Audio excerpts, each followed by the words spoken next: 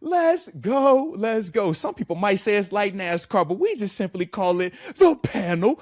The distinguished panel, might I add, highly distinguished whenever you got a guy by the name of Arthur Moats, but specifically joined by the doctor, the one and only Miss PhD. I'm talking about Miss Really Fraud, or Really Flaw, excuse me on that one. I don't want to butcher your name, can never do that, all right? But of course, we're talking about TaNeisha from @ReallyFlawed YouTube channel. Man, you got to show her love whenever you are on the YouTube space. And then of course, shout out to my gold trophy having brother, the Emmy Award winner. You see it in the background.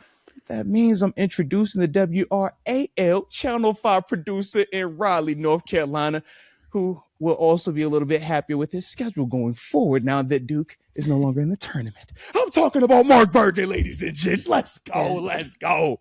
And, shout out to the people. Let me introduce the did I tell you I like that color? What color is that shirt? That's a nice color. This is the color of our rivals, okay, for the conversation we're going to have today. So I figured orange kind of beats everybody. But Mark, that Emmy trophy does look fantastic in the back. I'm just saying. Gorgeous. But I just want to introduce the Arthur freaking Moats, okay, 9-year veteran, and he just might be a recognizable face in the city of Pittsburgh. Shout out to Arthur freaking Moats. Mark, what you got for me?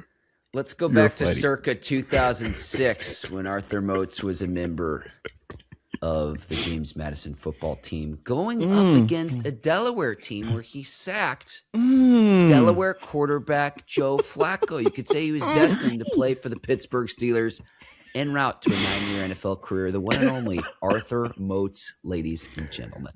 Mark! Yes! Shout out to Mark for the culture right there.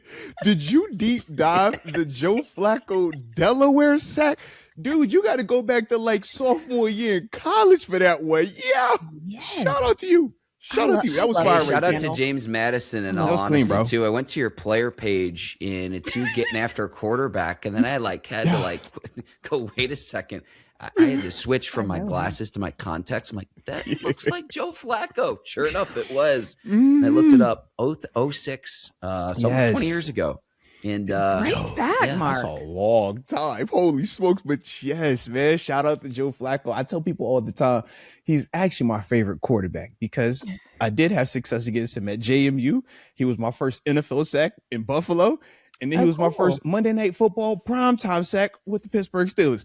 So, yeah, I'm a big fan of Joe Flacco. In fact, you might hear me reference him tonight since we talking AFC North side as to who is, in the division and stuff like that. But Mark, you were slick for that one, all right? That was TaNeisha. I usually don't give you credit, okay, for you bringing this nonsense to the show. But since it did inspire Mark to research and bring up the Joe Flacco sack, which I really was like, because I was still young. I was on the come up there. I appreciate y'all for that. That was clean. All right. Yeah. But enough about that. All right. Enough about me. It's the best part of the show. No, hey, comment section. Everybody is still here at this point in the show. So let us know below. Do you like the introductions? Do you like us introducing the Arthur Moats? Because if you like it, we will 100% continue it. And let's be real, we're going to continue anyway because we like it. I think the OGs enjoy it as just an opener, and it's like, what? If you don't, it's YouTube. You can tap ahead to once we actually get into the discussion. But let's not forget who we're speaking with on the panel. And again, 9 years NFL experience. You might want to, there's an old slogan, given 2 ears and 1 mouth for a reason. Yeah. So I'll leave that there. And so Arthur's got some insight. One of the most recognizable people in Pittsburgh, Mark. He is one of the most recognizable people in Pittsburgh. And that's I'll have to tell you later why I know that, but I'm just saying, I want to be leading the Arthur Moats parade. I want to be carrying the boom box down the street at the front of the charge of the parade. Absolutely. Yeah. Are y'all and I'll be there with pom-poms. I don't even have pom-poms. I don't think I've ever. Are y'all done? Are y'all done? Honest. If I'm being honest, I don't think I've ever even. We'll invest in some. I'll get the boom box, you get the pom-poms, and there we go. But if you said this is for the Arthur Moats, I'm showing up. Oh my gosh. Arthur, this is for the culture here. Did you?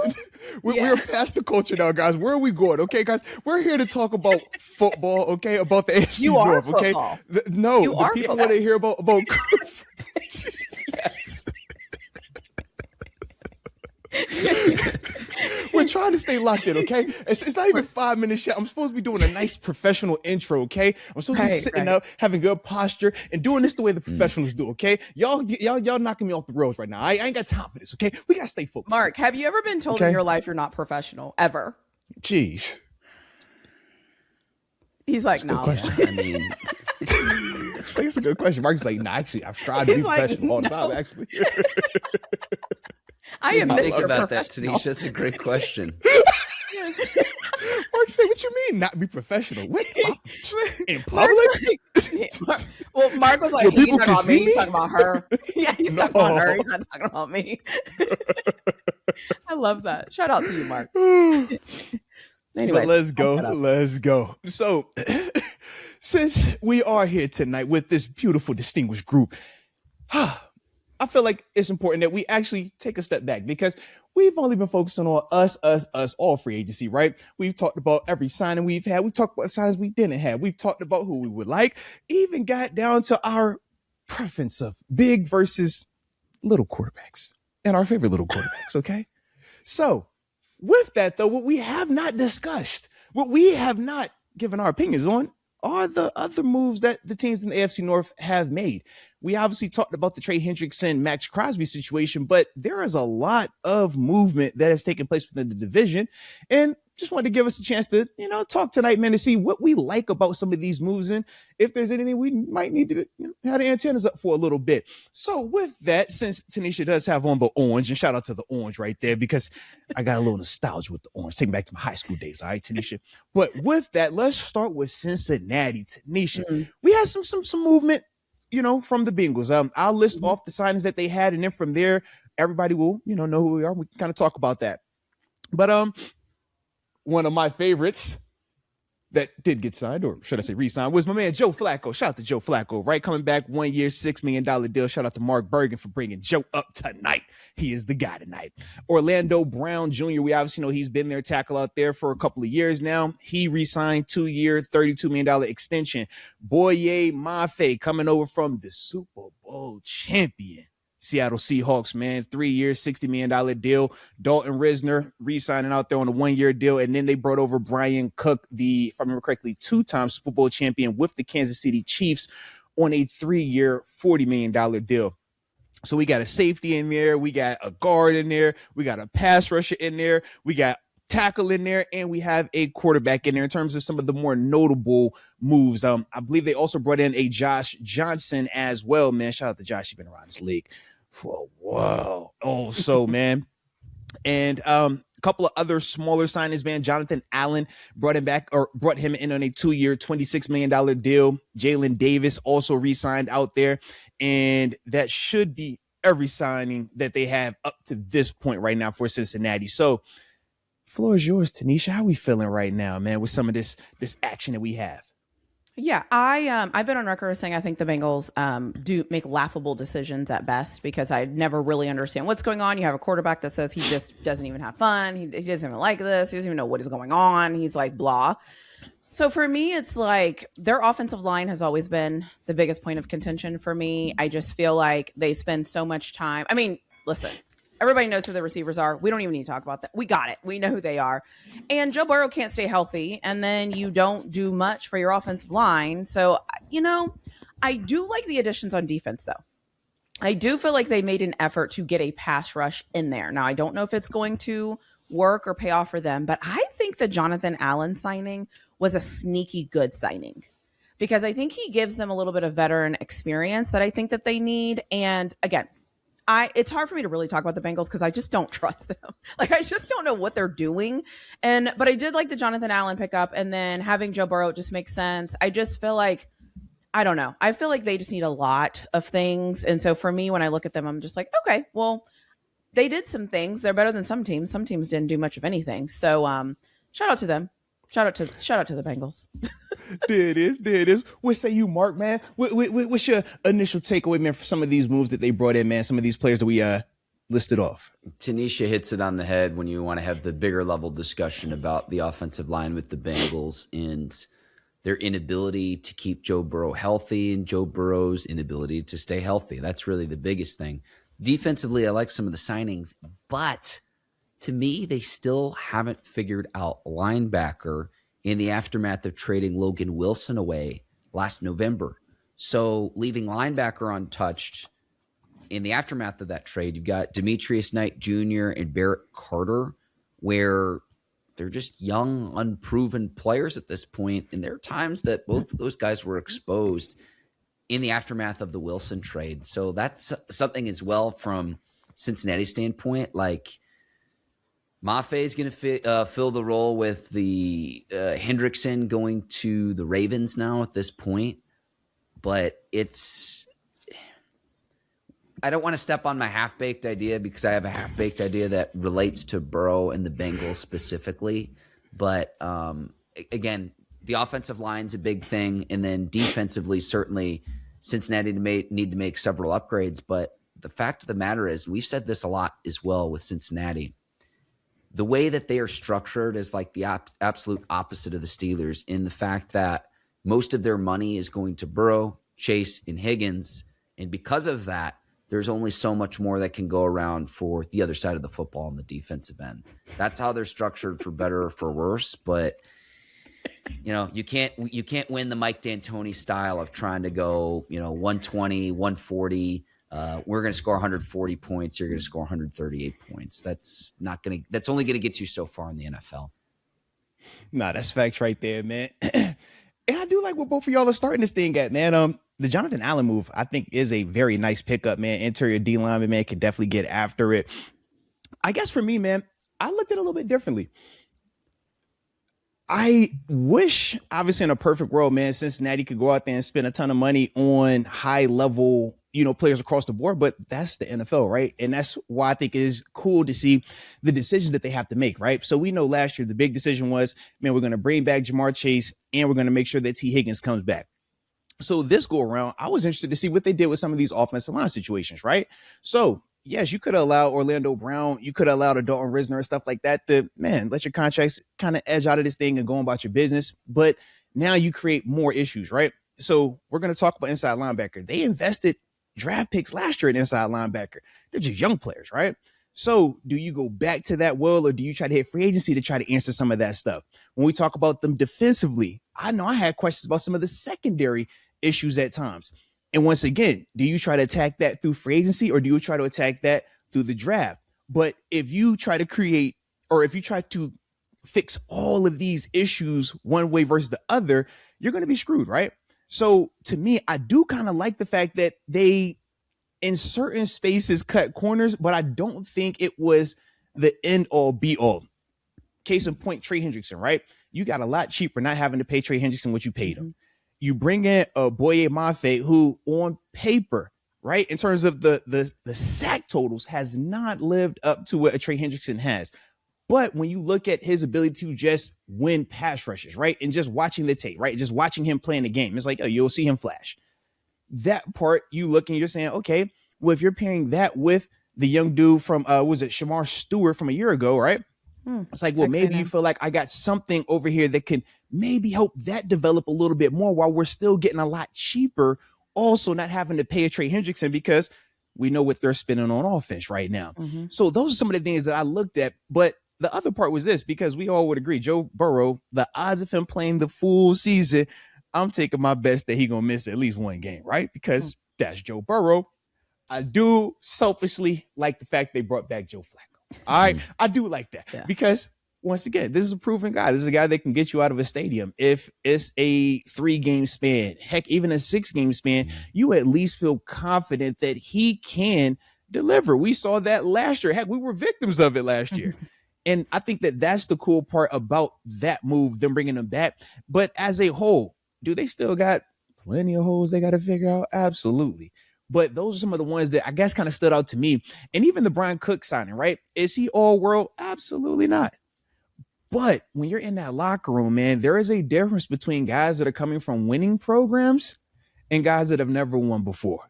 And you want to have guys that have won. You want to have dudes that have been in the postseason. You want to have guys that are familiar with being in big games, because those are the guys that are able to communicate that within the locker room of how you prepare, how to handle the magnitude of those moments, and all of that little nuance. That's the thing that I look at a Brian Cook coming over there. Now, granted, the 3 for 40, I think that's a little bit hefty. But when you're talking about that type of, man, this is a dude that's been out there in some big games. I think that is a nice little addition to them in the midst of whatever they got going on over there in Cincinnati. But that was kind of my takeaway with it, though, right there. Yeah. But I like it. I like it. For context, they have 8 draft picks in 2000 in the draft, and they picked number 10. So just in case our audience doesn't want to take the time to Google, I gotcha. Get them right. Get them right, doctor. That's why you're the doctor. That's why you got the PhD over there, all right? Do both of you want to have the Hendrickson conversation now, or do you want to save it for when? Okay. Hendrickson, you look at his sack totals, that is impressive. But when I actually looked at, okay, how he is as an edge rusher overall, so this is the reason why the Ravens tried to go get Max Crosby. When you look at Hendrickson's run stop win rates over the last 3 seasons, so 3-year sample size, this is among 325 edge rushers that qualify. 274, 300, 302. And again, that's the run stop win rate for Trey Hendrickson. So while he's a very talented pass rusher, there's some to be desired for what he can do as an edge in terms of stopping the run game as well, and particularly at this point in his career as a veteran player. I think that, we see the sack totals of like, oh, well, isn't he up there with Myles Garrett and TJ Watt and the Micah Parsons of the world? And that's where I shake my head, where it's like there's more than just the sack totals when it comes to what Trey Hendrickson brings to the table as an edge rusher. No, I like that. And trust me, that is accurate. I guess from my perspective, when I look at Trey, though, it's not necessarily ability. I wonder, though, when you're playing in Cincinnati, what that mindset is defensively, because they don't look like the most disciplined. They don't look like the most, I got to have it and do my job every single time. Kind of what we talk about here in Pittsburgh. And to me, I just wonder, him going to Baltimore, does that look different? Because historically, Baltimore, Pittsburgh, we typically operate with a lot more discipline, and you do have to play both, right? Both pass and run. And I think that's one of the differences when we're talking about Trey specifically. You see the sack totals, and you don't get those type of numbers in multiple divisions over multiple years if you're not a dog out there. But when I watch him, for me, it's just like one looks like a priority when it's a passing situation, and the other, I'm doing my job. You can tell. And it really stands out when you see how dominant he is as a pass rusher. With a guy his size, a guy his athletic ability, his smarts, there is no reason why he shouldn't be a lot more productive versus the run, man. That's what I'm saying. But it really comes down to just, it looks, and this is why I say top down, because in Cincinnati, when we look at that team, we don't look at them and feel as if it's a high level of accountability on the field, right? If you make a mistake, man, you're coming off this thing, man. If you don't do your job every single time, we're going to replace you. We don't, at least from my point of view, I don't get that type of urgency when I watch them. And I think that that's part of why their defense specifically look like that. And even with Trey Hendrickson looks like that. But that's the thing that I'm just curious to see. Will it be different in Baltimore? Jesse Minter, obviously a defensive minded dude. On top of that, will that make that kind of elevate? Because other than that, it doesn't make sense in terms of why his production is so low run wise versus you look at how astronomical it is versus the pass.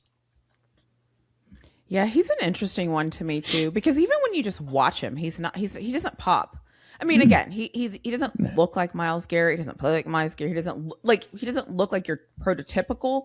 So I think because of that, when you're watching him, you actually have to almost study him as opposed to watching him, which is kind of weird because I feel like it's more about like his hand placement and the way he got around the guy versus like, did you just see him overpower him? So I think that is interesting, but I do think he landed in the perfect spot to get the best out of him if there's more to get out of him.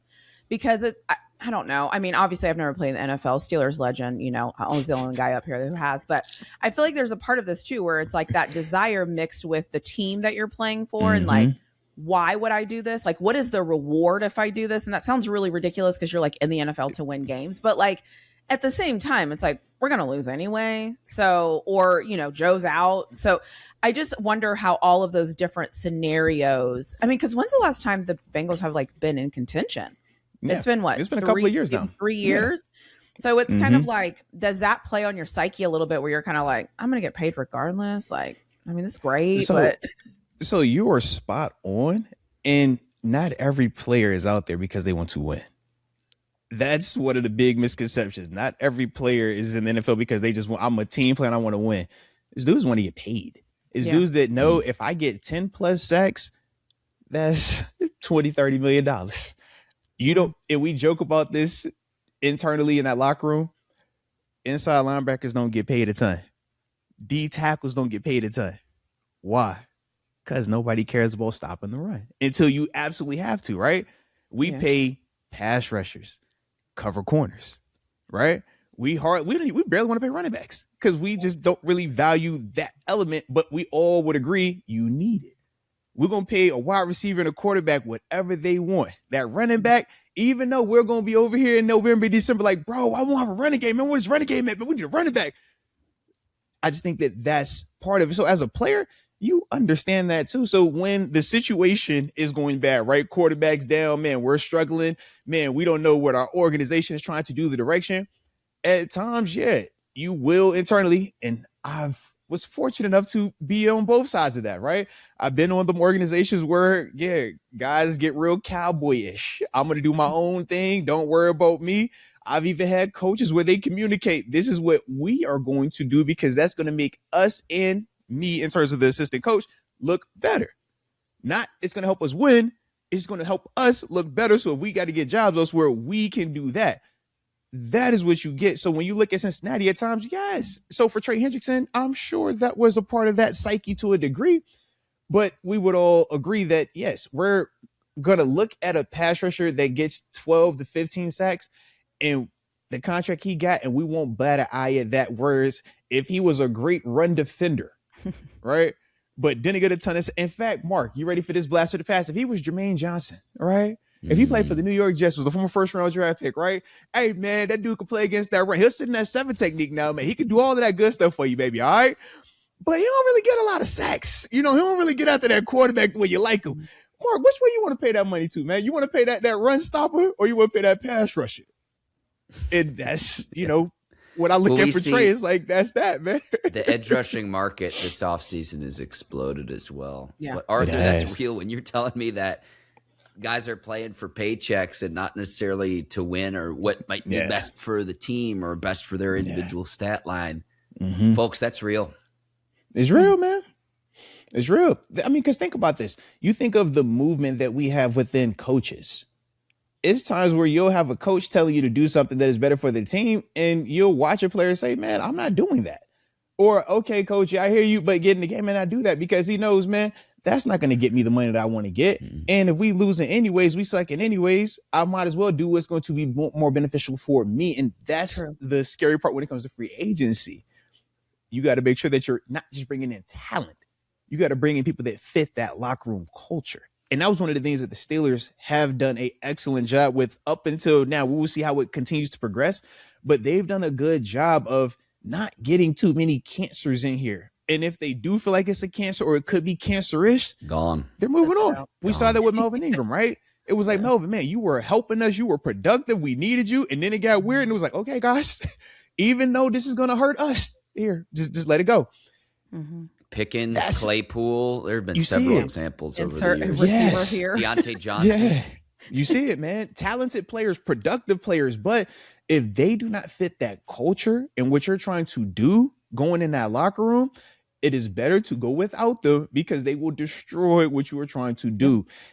And like I said, for us, we've been fortunate enough to be able to cut our losses in some of those spaces. But that's the thing that when you're looking at Baltimore, you're starting to pull pieces from teams that have struggled. Those are some of the things you have to be worried about. So we'll see how it plays out. But I like where that convo went right there, man. Shout out to y'all over there. I got one more thing with Cincinnati, and I know usually we get into my half-baked idea way deeper in the show, but this one pertains to Cincinnati specifically. I like it. I've really been thinking about the possibility that Joe Burrow is just on the wrong franchise and wrong organization. And Cincinnati's lack of ability to keep him upright and healthy. I don't know if he's hanging on to the ball too long either, if that contributes to it all in terms of trying to make the big play in and play out in terms of living to see another down and what that means more long term. But I was thinking about this, and I was talking about this with a buddy of mine last night. And it's like, could you imagine Joe Burrow in an organization that knows how to optimize his skill sets? And specifically, I likened it to when Matt Stafford left the Lions and then linked up with Sean McVay with the Rams. Can you imagine if Joe Burrow had a coach like, say, I don't know, Shanahan out in San Francisco, like that knew how to best – and because I'm talking about a player, and to Zach Taylor's credit, they've at least gone to a Super Bowl. So they're capable of doing that, but they've been really nowhere close since they got to that point, since they got to the big game. My half-baked idea is just like Joe Burrow – and it's easy to say, it's like, well, this is a Steelers show. Of course you want him out of the AFC North division. That's part of it. But I don't know if Cincinnati's the right organization for him. I think he would be better optimized with another NFL team. What say both of you? Well, obviously he would be perfect with Mike McCarthy in Pittsburgh. Duh. Really that's what I was going. I was thinking that. You really would. You want a veteran guy with a veteran guy. I'm just saying. He has a lot of experience. TaNeisha, you've seen the other quarterbacks McCarthy's worked with before, right? You saw the success they had. I'm just I thought that's where Mark was going with this, and I was like, "Yes, man. Mark." And then he didn't go there, and I was like, "Oh man." I'm like, you know what, TaNeisha? I was waiting on him to name drop another Steeler that had brought this up. I was like, "Oh, I know where this is going. I'm ready. I am so ready." And then you was just like, "Oh, what about that?" I'm like, "No, Mark. I figure he would need to go. Nope. They already got their $250 million man. Exactly. I would figure he would need to go. Not even just outside the division, but to the other conference. I don't see any way where Cincinnati would be like, "Yup, another AFC North team could just have him." Let alone the division. We saw Joe Flacco. We saw Joe Flacco go from starting for the Cleveland Browns to later in that same week starting for the Cincinnati Bengals. Okay. We've seen this, all right? So you're saying it's possible in Pittsburgh. You're saying it's possible. Stranger things have happened. That's all I'm saying. We literally saw Joe Flacco was like, "Yo, Joe, you're in a Browns jersey. Now you're in this, like, Bengals, and you're torching us on Thursday night right now, bro." Seriously. Like, this fire I remember that, okay? I remember that. It wasn't that long ago. So, yes, if that can happen, and we were all alive to witness that, we even had a Coach Tomlin even speak on that. He was like, "Yeah, man." But now the real question is, what would it cost? Yeah. $1 million first-round if draft they'll picks. give us Joe Burrow, we'll take his contract. Arthur, here's where I'll go. This is the real reason. The real reason the Browns want to be able to trade draft picks 5 years out is to be able to get Cincinnati back for stealing away. Yeah. I mean, yeah. I think I like Joe Burrow a lot, and I do think he would be better served going somewhere else. But I also think Joe Burrow might do one of those things where, because he's a quarterback, he can, and his next team, he might not ask for a lot of money. He might take the team discount or, make it look good and whatever, because he can. He's so young. I'm a football fan. Yes, I'm a Steelers fan, but I'm a football fan first. It pains me to see him there and just miserable, because I think it makes the game worse. Like, I want to see the best of the best of the best every week. And when you have somebody like him that's out there, Mark's asleep because he's frozen. When you have somebody out there like Joe Burrow that is just not playing and he's not happy, I don't know. It's just frustrating to watch what's going on there. And I don't know. Maybe you're right, Mark. Maybe he does hold him to the ball too long. Maybe he doesn't. Maybe. But at the same time, it's like, what can we do to fix this at this point? Like, what can we do to rectify this? Because football is more fun when all the quarterbacks are playing. I just feel like we had such a spirited conversation about that 7-on-7 game he played in and whether or not he should have been running around. But that's the type of joy that we're talking about and what he is capable of on a football field when he's doing his thing and when he's healthy. Yeah. I guess for me, man, this is where the nostalgia hits. This is where I start thinking of back to my times. Back long time ago with some of the feelings that we was having. I know I should come up here and be like, "Yeah, man, I want to see Joe go elsewhere, man. Joe, get up out of Cincinnati, man." But when you're drafted somewhere, man, and you are part of that change and you're a part of being selected, you take a little bit more ownership in it. You want to be the reason why everybody that continues to doubt, everybody that continues to say it can't be, it's impossible, what are you even thinking? You want to be the one to prove them all wrong. You want to be the one to prove that, hey, man, y'all did draft the right dude. And if you're Joe, everything that y'all have said, everything that people say in terms of why he should leave, he can literally look right back and say, I've taken this same group to a Super Bowl already, though. So how far away are we truly outside of my health, my availability, and everything he said, even even in that press conference, man, it's like, man, I'm watching it and I do see a dude that when you're injured, it mentally wears on you. When you keep having injuries and not the small ankle here, wrist here, dude's missing like 6-7 games, missing months at a time. That's the part that hurts, because you're in that, hey, I'm on the injured player schedule versus everybody else on their schedule. Man, I'm watching my guys struggle, knowing what I'm capable of, but I can't come out there and deliver because I'm not available to you. In a sense, you almost like you're letting them down. So you, to a degree, do deal with some of that depression. You do deal with some of that self-doubt. You do deal with some of that internal darkness. And the only thing is, when you're the quarterback, they put the microphone in front of you all the time. So you have to talk about it publicly. And then it gives us, the ability to now look at you and be like, hey, man, shoot, bro. You look, hey, man, you all right? You sure you all right, bro? I look a little rough. But anybody that's been hurt at that level, man, we've all felt like that at one point in time. But we all have that other side where it's like, man, it's a self-belief, it's a self-confidence that I am the reason why this will work.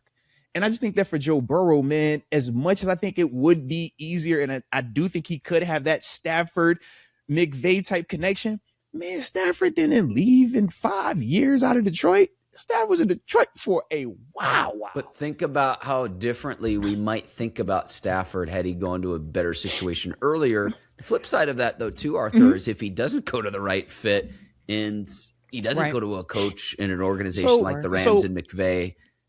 And the beautiful thing is this, right? But no, this is the beautiful thing. Fans and media, because we have really just bastardized everything to did you get a ring or not to determine if you're good or not.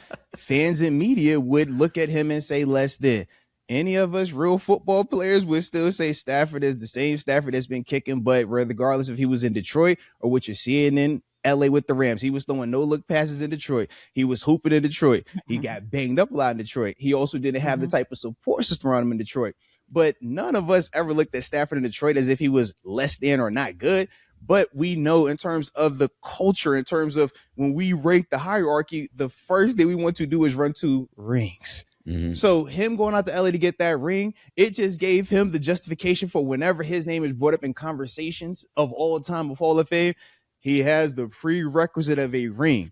But we all know his talent. We all saw him producing. We all saw him cooking. We've all saw him have crazy moments, even when he was in Detroit. So that's the only reason why when I look at Joe Burrow, and Joe further along than Stafford in Detroit, because Stafford never had the postseason success that Burrow has already had in Cincinnati. Burrow has won multiple playoff games. Burrow has had runs. He just can't stay healthy right now. But I don't feel like Burrow in Cincinnati is all the way apples to apples with what we were seeing from Stafford in Detroit. And selfishly, to a degree, I do like Burrow a little bit more. I think he's a little bit more talented. Just want to throw that out there too. But shout out to both of them dudes though, man. It's crazy that the new world order of 2026, that Zach Taylor is the only AFC North coach who retained his job going into this year now, with Stefanski leaving in Cleveland, Harbaugh in Baltimore, Mike Tomlin in Pittsburgh. Like, that is just like, if you had someone who had been in a coma and they wake up and it's like, well, Zach Taylor kept his job. It's been like, what happened? So that's also an element to all of this. That's really my final thought about Cincinnati, is they at least have the continuity there with Zach Taylor. And in his defense, they've been decent when Burrow has been healthy. The thing is, though, Burrow hasn't been healthy. Yeah.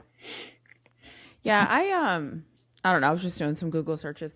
I think too, I would be interested. How is Burrow getting hurt? Like is he getting sacked? Like, his injuries that are coming, is it like he's getting sacked and they roll up on his ankle, or is he doing too much? Like, I don't know. I don't watch them enough because I feel like every time I start to watch them, he gets hurt, and I'm like, all right, well, I'm not gonna watch. Like, I don't even think the Steelers played Joe Burrow last year. Like, I don't think we played him at all last year. Yeah. We did the year before because I remember the cold game. That game pissed me off. It was like a night game, I think. But so that's why for me, it's just kind of like, I don't even know what's going on with him, if that makes sense. Like, why are you getting hurt, bro? Like, are these you injuries where are you doing too much? Are you fragile? Like, are you getting hit too much? Like, I can't even understand. It's like, sometimes he's just like running and his foot gets hurt in training camp. And I'm like, what is that? Like, I don't even know. So think about everything you just asked right there. And that's why you'll hear him respond almost in that depressed like darkness, because now it's like, man, are you fragile? It's like, dude, none of us go out there trying to get hurt or wanting to get hurt. But sometimes it just happens. Heck, sometimes you don't even have to be touched or even do nothing weird. And it's just like, yo, what is this? That's the frustrating part of like just when you are, you know, at the highest level of athleticism and you're training and pushing your body to the brink every single time. That's, you know, the diciness of it. And that's why, you know, the lifespan is so short, because there are so many different variables. Like we said, I don't have the research on it either, but I wish we could like go back and look and say, okay, when you got this specific injury that you missed 10 games for, why? How did you do that? Were you in the pocket? Were you running? Were you scrambling? Like, what was it? But even with that, you know, as players, we're going to come back and say, man, if you're out there trying not to get hurt, you are going to get hurt. Right. You got to just play. And if it happens, it happens. But you got to play. And it just speaks to me, like, obviously some things in life you can't help. It's just going to be what it's going to be. But sometimes a change of scenery or just a change of situation or something, just a change up can help. But also, I mean, he's also had the same coach for the longest since he's been in the NFL. So even that's something that could be a change of scenery for him, right? Still in Cincinnati, but now he's got a new guy in charge. I mean, he's lost his OC because he got the job, I think, at Tennessee for however long that lasted. But it's just like, I don't know. Joe Burrow is like an interesting case for me. Like, if I was a Bengals fan, like, I would just be so stressed out. Like how I feel about Rodgers. Every time I watch Rodgers like run around and twirl, I'm like, oh gosh, like just fall, bro, and fall safely. So I don't know. I can't even imagine having a guy and you just don't know if that guy is going to be out there. That has to be, as a fan, I can't even imagine what that must feel like. We don't even have a guy, and I feel bad for them. So I don't know. It's like trying to take out like a Bugatti or whatever your fancy car is, like out in a blizzard, where it's like, can this thing go? Yeah, absolutely. Yeah. But when there's ice and conditions aren't ideal, how's the car going to perform? Where you're just like, man, we could just keep this thing wraps in the garage and try to maintain it for as long as you can. But you know, you got to be able to take the car out. You got to Burrow's got to be y'all able to living too safe, man. We don't live like that, baby. You got to just play, man. If you get hurt, you get hurt. Take the Ferrari out in the rain. Put it in wet mode. If you crash, hey, it's gonna be an epic story, all right? But live your life, man. Come on now. I would like to say that I do not condone this type of behavior. I don't know what he's talking about at this time. Like, I am not condone this. Okay? They talk about bubble wrapping the Bugatti. They like, yo, be safe, guys. Be safe. Look. The safeness is you wear the seatbelt. The seatbelt is your helmet. Okay, I put my helmet on. That's the seatbelt. All right, you good. After that, Mark, we finna go out here in this Bugatti. I want to have all the ice and the snow, and we gonna floor it. All right, let's just see what happens. Oh man! Shout out to Joe Burrow though. And just because I need to put it on record, if he wants to become a Pittsburgh Steeler, I will never complain about having Joe Burrow. Yes. Never. Not one day. Look, what a world. Let's live in that world. I like to live seriously. in that world. Last thing I have on Cincy and just the Joe Burrow thing as a whole, I still love their situation though for him. I love the fact that it feels as if, once again, all the chips are against them, man. And they are, as we said, man, the complete inverse of what we once were with Coach Tomlin. Heavy on defense. We're going to try to suffocate you, punch you in the phone booth, and we can prove that we can win this way. And we said, man, when everything would go perfect, they get you in the postseason, might win the division, and then we struggle to obviously advance. Joe Burrow, on the other hand, he said, man, I just need me and my receivers. And when he's been healthy, he's delivered a lot with just him, his favorite college receiver, and he got his favorite big league receiver, right? In terms of T. Higgins and Jamar Chase. I love the fact that he still is leaning into that, at least as we see it today. He still hasn't run away from that. He hasn't said, man, I need this. No. He's like, yo, he told you the ones he wanted back, and then even going to Zach Taylor. The reason why Zach Taylor's still there is because Burrow wants him there. Mm-hmm. If Burrow didn't want him there, man, Zach, we all know Zach would not be there anymore, right? But that's the part for me when I look at him, it's like, huh? They're going to get rid of Zach Taylor next year, and they're going to go get the Rams OC guy that didn't get a coach. They didn't get a coaching the job young this dude. year. All right, there it is. Yeah. There it is. Yeah, there it is. That's what's going to TaNeisha happen. connecting the dots in real time. I love it. So she already has Burrow getting hurt at some point, so that way the Bengals aren't winning. That's what that sounds like. Also, because we know when Burrow's been healthy, they cook. I don't even think he'll need to get hurt. I just think if they don't make it somewhere, they'll be good enough. Yeah, what was the year where Burrow had like 5,000 yards passing, and it was like Burrow and the receivers, and then everything else around that was it? 2 years ago, wasn't it? Yeah. That was 2 years. Was it Super Bowl year or was? 2 years ago. I feel like 2 years ago. 2 years ago is when he got hurt. You're right. That was when they had the 5 games in a row to end the season. When they had to, and they were like, "Yo, that's this team you don't want to play." And we're like, "Yo, they didn't even make the postseason, though, guys. Chill." Whoops. 2022. Wow. Well, no, 2024. 2024, he had 4,900 yards passing. That's what I was like, yo, he cooked, man. Man. But weren't they losing that year? Was that the year? I mean, he was putting up big numbers, but it was just he didn't have much else around him other than him and the 2 receivers. And it was just like, let's go crazy. It's fun to watch. I love that. Really fun to watch. I love it, They're man. interesting.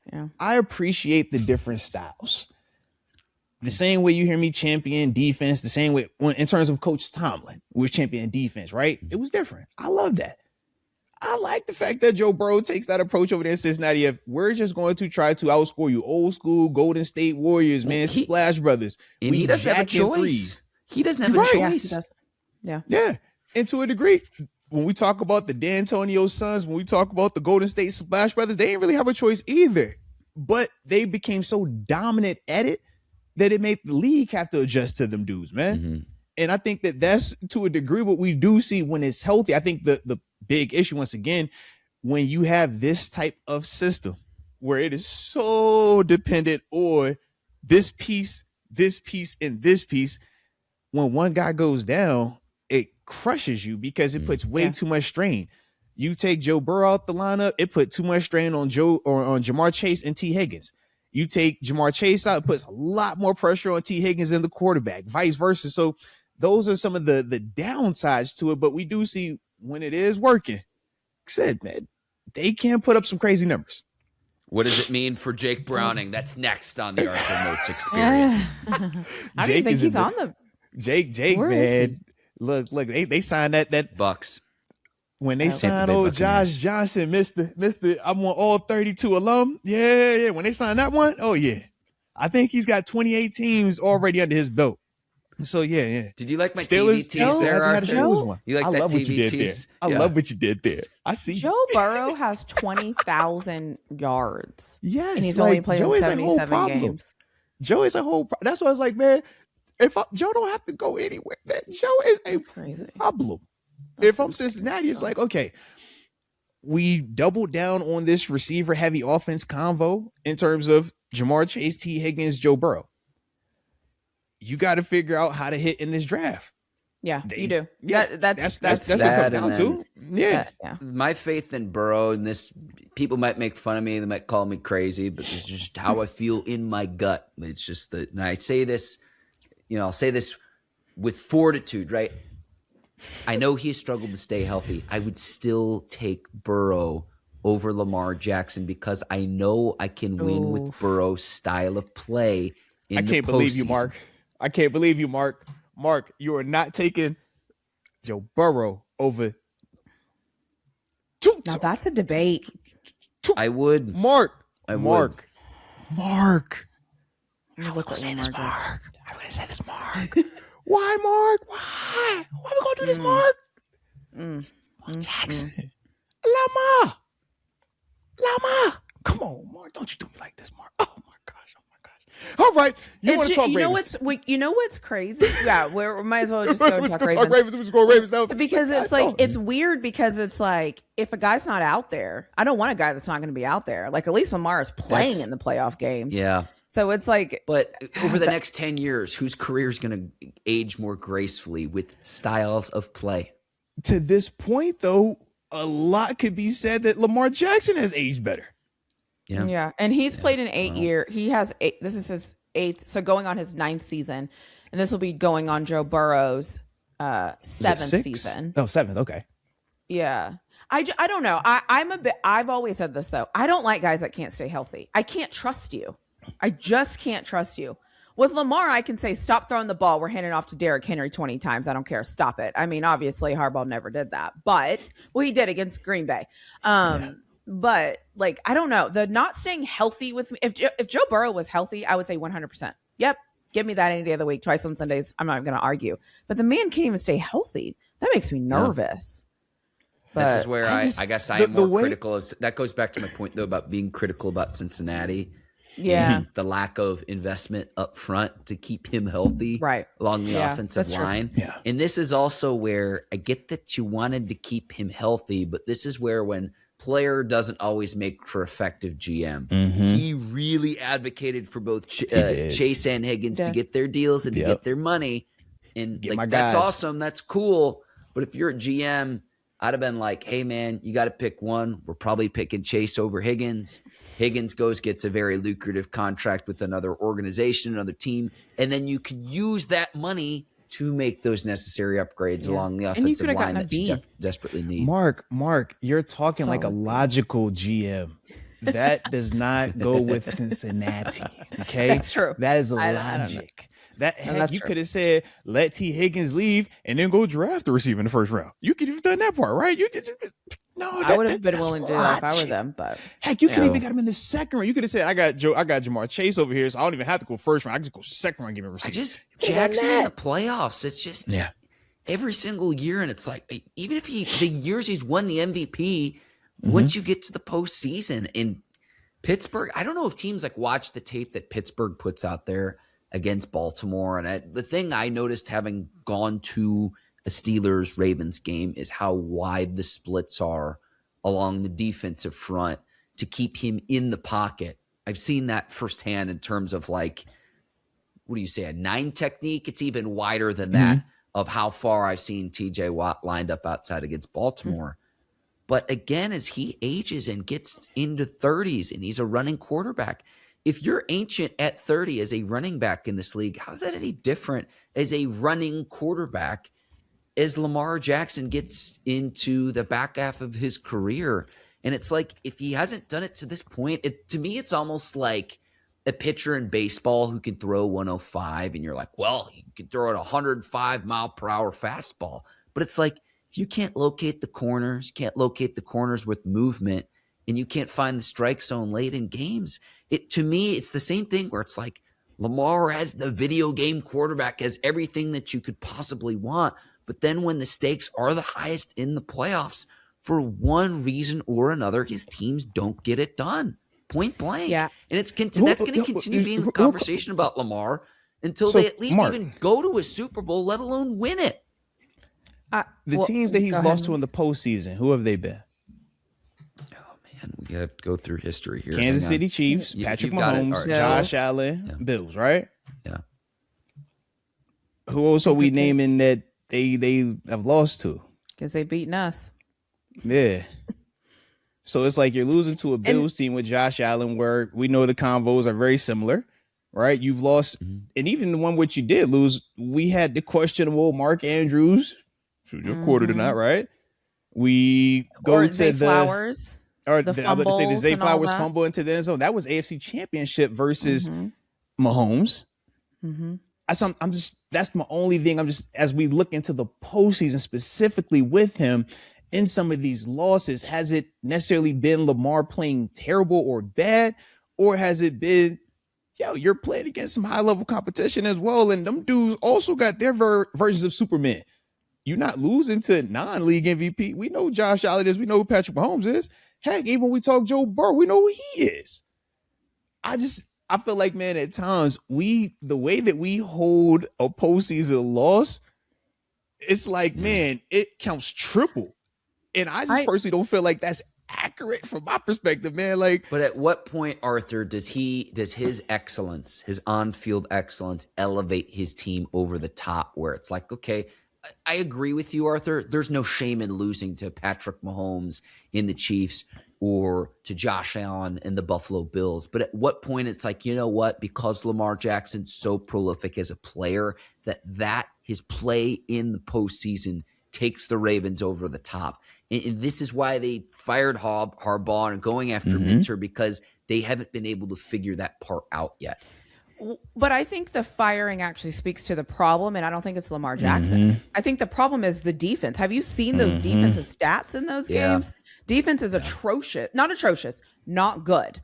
Defense isn't good. They stop running the football, coaching decisions that are made, kicking field goal. Like, I, as a football fan, feel like we spend so much time putting wins and losses, to me, are not a quarterback stat, but we always give it to the quarterbacks. And we always forget about, like, again, that Baltimore Ravens defense was supposed to be good. They forgot to show up. That's not Lamar's fault that they didn't show up. And so I also feel like sometimes these other teams, the other guys carry them. Like in Josh Allen's path to, like, 2 years ago, his defense was helping him a lot. And even this year, Josh Allen threw 5 interceptions, and they were still in the game because his defense, he was awful. And his defense was keeping him in the game. And I feel like sometimes with Lamar, it's not just Lamar, because the same could be said for like CJ Stroud. If CJ Stroud had his crap together this year, he could have helped his defense to win games. So in that instance is the flip. I just think that so many times it's always quarterback this, quarterback that. And it's like, how many times do we come up here as Steelers fans and we're like, they're not going to run Derrick Henry. We don't care. Like, fine. Let Lamar throw it. So it's like, when does Harbaugh get some blame for those offensive decisions? And then when does the defense get some blame? To a degree, the same points that we're arguing for Lamar is the same thing that I argue personally about the Josh Allen part of it. It's like, man, we've seen him. Can you win the big? And he win. It's like the Chiefs 13. He left the field with the dub. He was up multiple times. Multiple playoff losses he's had where he's last left the field with a lead. But we look at him and people, can he win the big one? Is he good enough to get him over the hump? Man, at what point then they got rid of McDermott? What's next? But if you're watching it, nothing about his performance is saying that, he's the reason why they can't get over the hump. Nobody in Baltimore feels like, hey, all right, man, it's Lamar. Lamar can't get it done, man. Move on from Lamar. They'd be foolish to do that. But why would they be foolish to do that, though? But why would they be foolish to do that? To go get another top 10 quarterbacks, way easier said than done. Here's the thing, too. I hear both of your points, but when we talk about Lamar as the 2-time MVP, the very first thing that comes up next when you're talking about Lamar Jackson goes, great, prolific player, video game quarterback, one of the most fun players to watch in the NFL. He hasn't gotten done in the postseason. This is the first, like, for better or for worse, when you're talking about the so it goes back to ring culture then. It's literally going to go back to, did you win a ring or not? And if you won a ring, then that means you're good or not. That's where we agree. Players, that's where we agree. But because as players, we look at that as like, we let the media and the fans have that, but we don't determine if you're nice or not solely based on if you want a ring or not, because it is way too many variables. It is the biggest team accomplishment. If that's the case, where is Sam Darnold at now since he has a ring? I'm dead serious. Like that's why I it's funny because you know me. I'm just like, I'm like, we're gonna do this, but it's like Darnold. Sam Darnold has a ring and he balled out this year. Back-to-back 14-win seasons. Now? It's so funny. Is he a top 5 quarterback? Where we put him at? Yeah, it's so funny you asked that. It's a fair question, he won it. But he proved that he could do it. And I think that Lamar Jackson is the MVP of the regular season. I look at the playoffs as like a different. The game changes a little bit. You're playing the best of the best teams. In the regular season, you're playing 17 games of just like some of these teams aren't very good. Let's just call it what it is. Some of these teams just aren't very good. Respectfully, they're just not very good. So he is the MVP of the regular season. I think the playoffs are just a different game. And again, I think a lot of this goes back to coaching. And I mean, and again, I am not excusing Lamar for his interceptions any more than I would excuse Josh Allen for his interceptions, any more than I wouldn't excuse CJ Stroud for the way he played this year, or Drake May. I mean, I could make a whole list for you if you want, but I think it's more than a quarterback stat. When I say a team lost, I don't say the quarterback lost.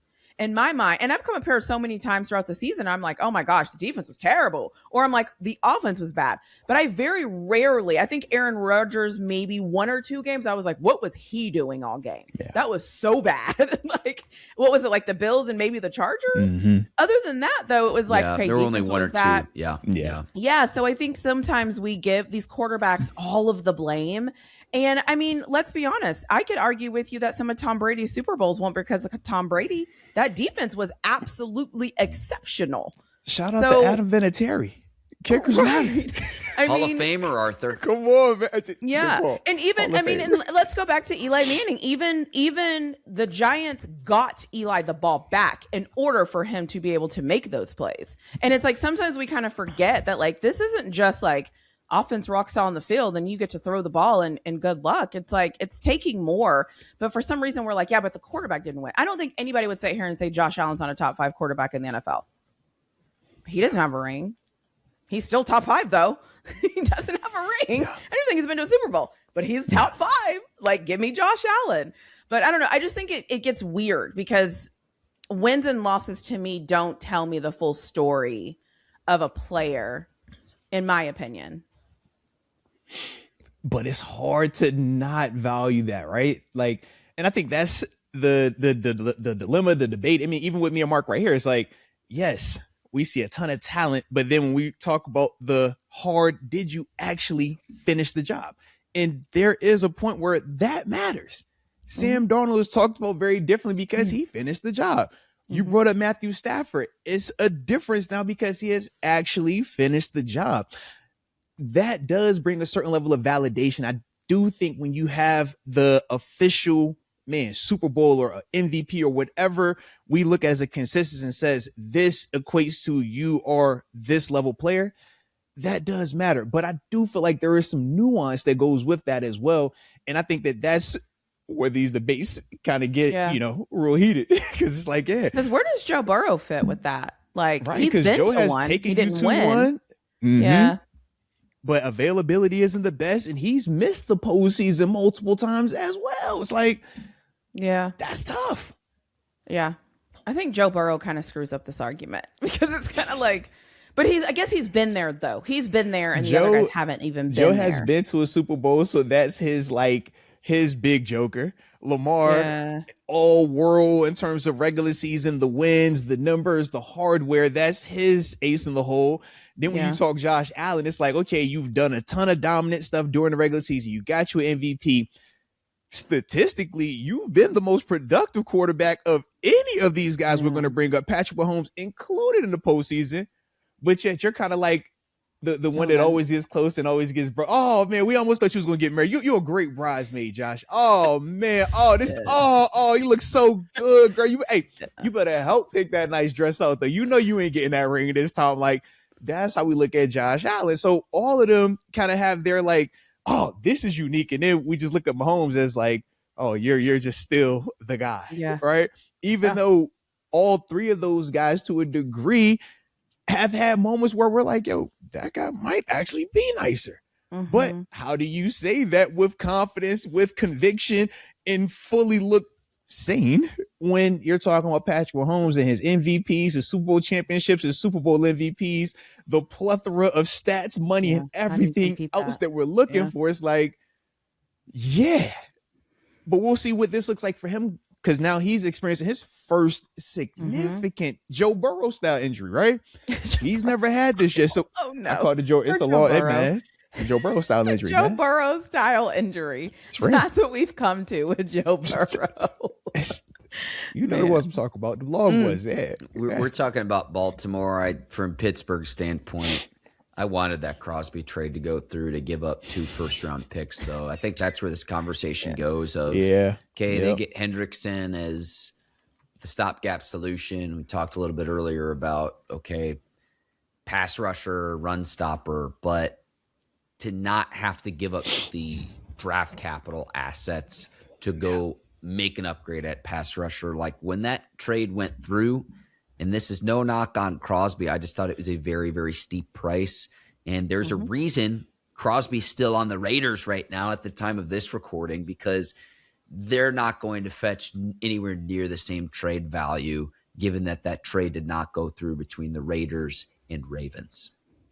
1,000% correct, man, on that one. And for those that, need an update on what the Ravens have been doing with their little free agency, they look cute little free agency over there. All right. So Trey Hendrickson, obviously, is the guy we've talked about numerous times, man. Mark brought him up, man. 4-year, $112 million deal. No first-round draft picks included in acquiring him. So, yes, a way more nicer, appealing trade. But they made some other moves, though, man. They brought in Mark's favorite backup quarterback, the Pro Bowler, Tyler Snoop Huntley. 2-year, $11 million deal. Snoop. Don't forget Snoop. Shout out to Snoop. All right. Brought in Durham Smythe as a tight end, man. Danny Pinter brought him in also, man. We know that Tyler Lindenbaum has left, took his talents to Vegas, man. So that'll be interesting, man. They brought back John Simpson, who was there initially, was out in LA, and now he just came back, 3-year, $30 million deal.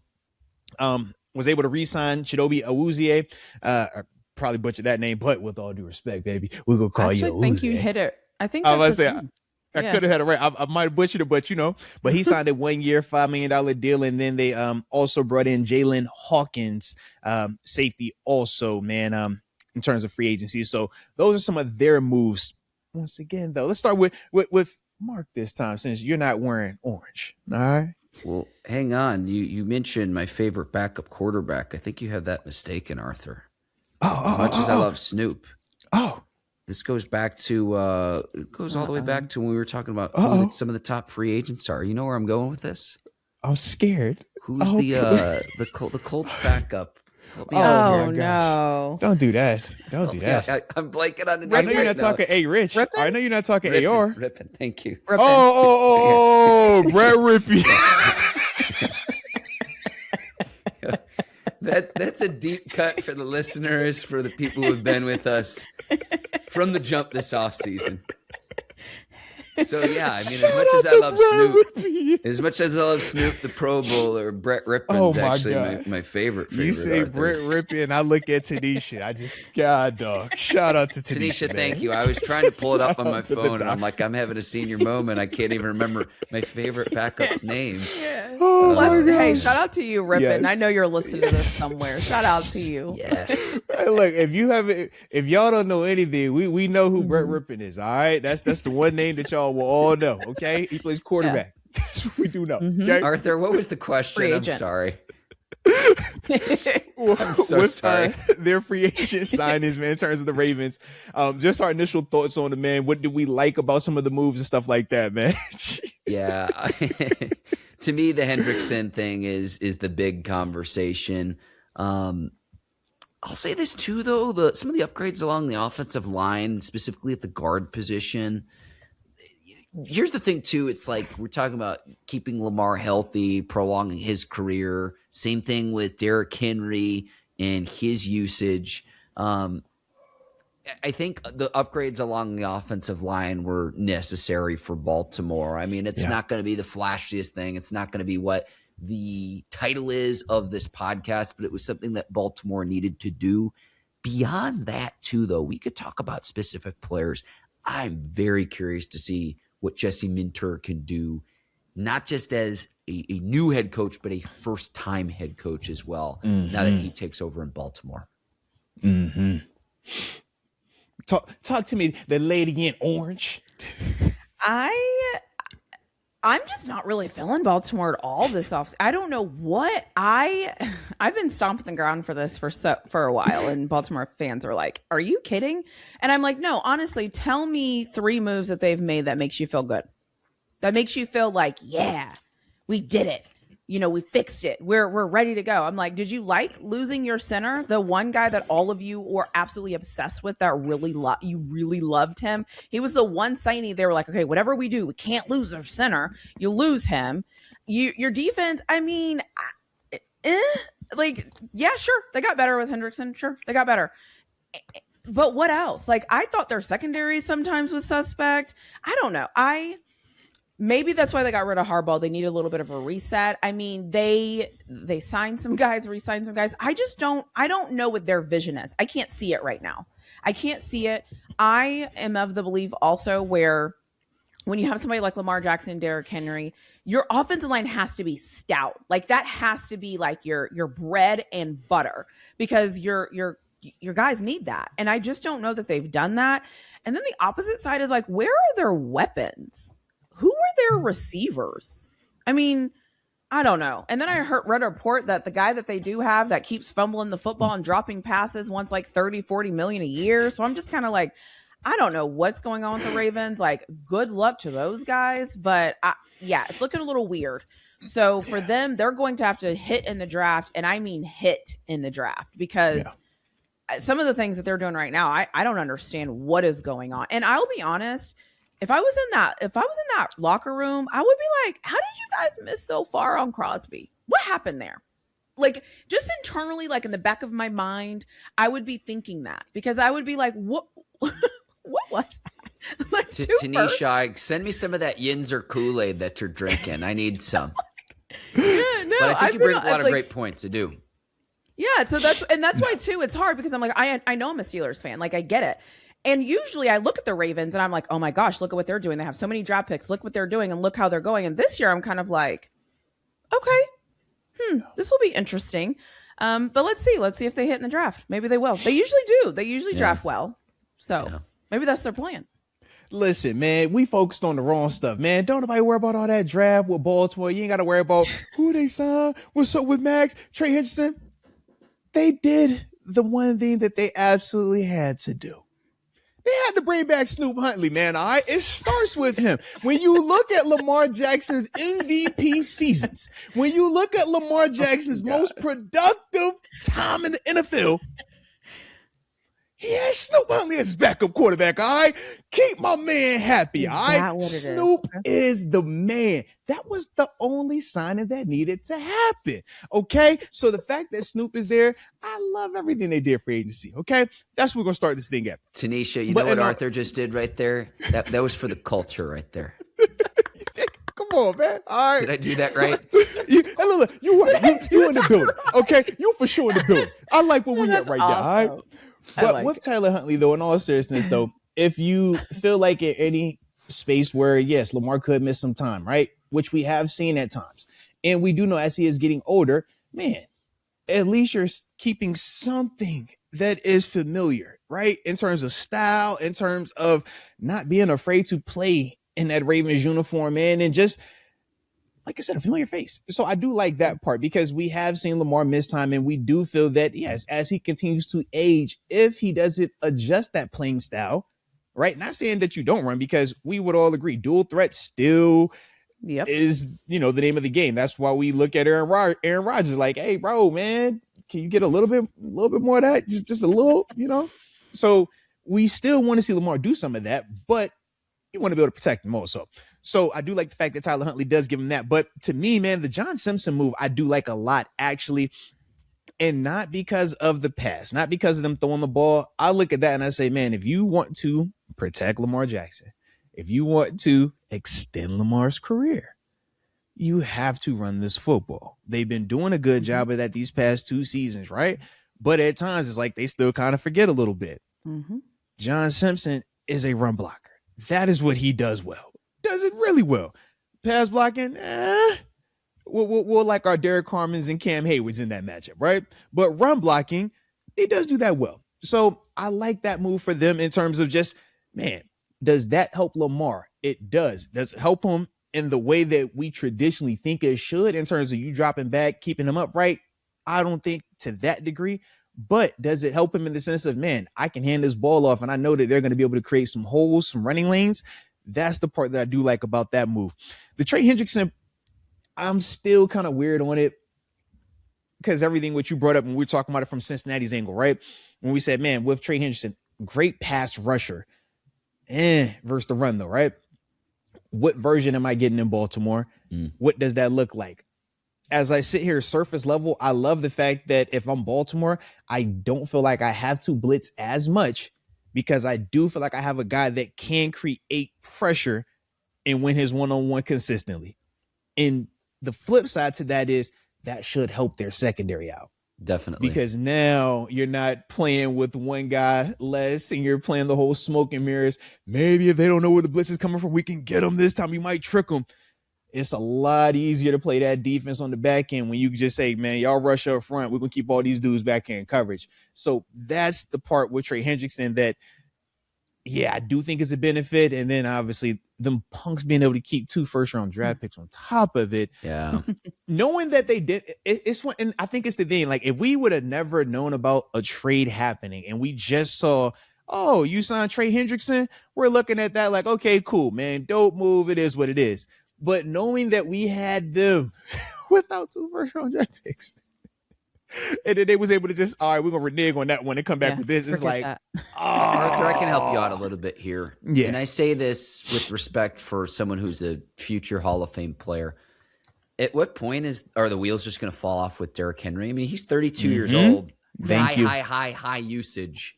I don't know how he keeps prolonging father time, and that's part of the case for his excellence. yes. But at some point, I'm like, I don't know how he keeps doing it.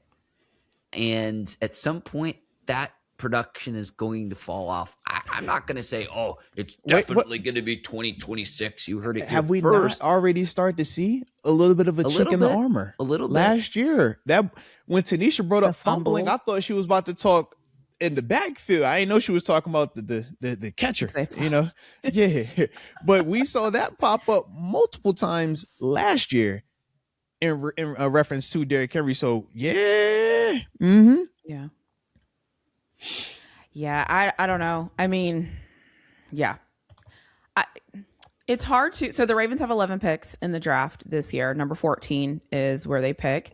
And if you were to say to me, where are they going? I would be like, I have no clue who I think. I don't know what position they're going to pick. I don't know what they think they need. Historically, they just go get cornerbacks in the first round.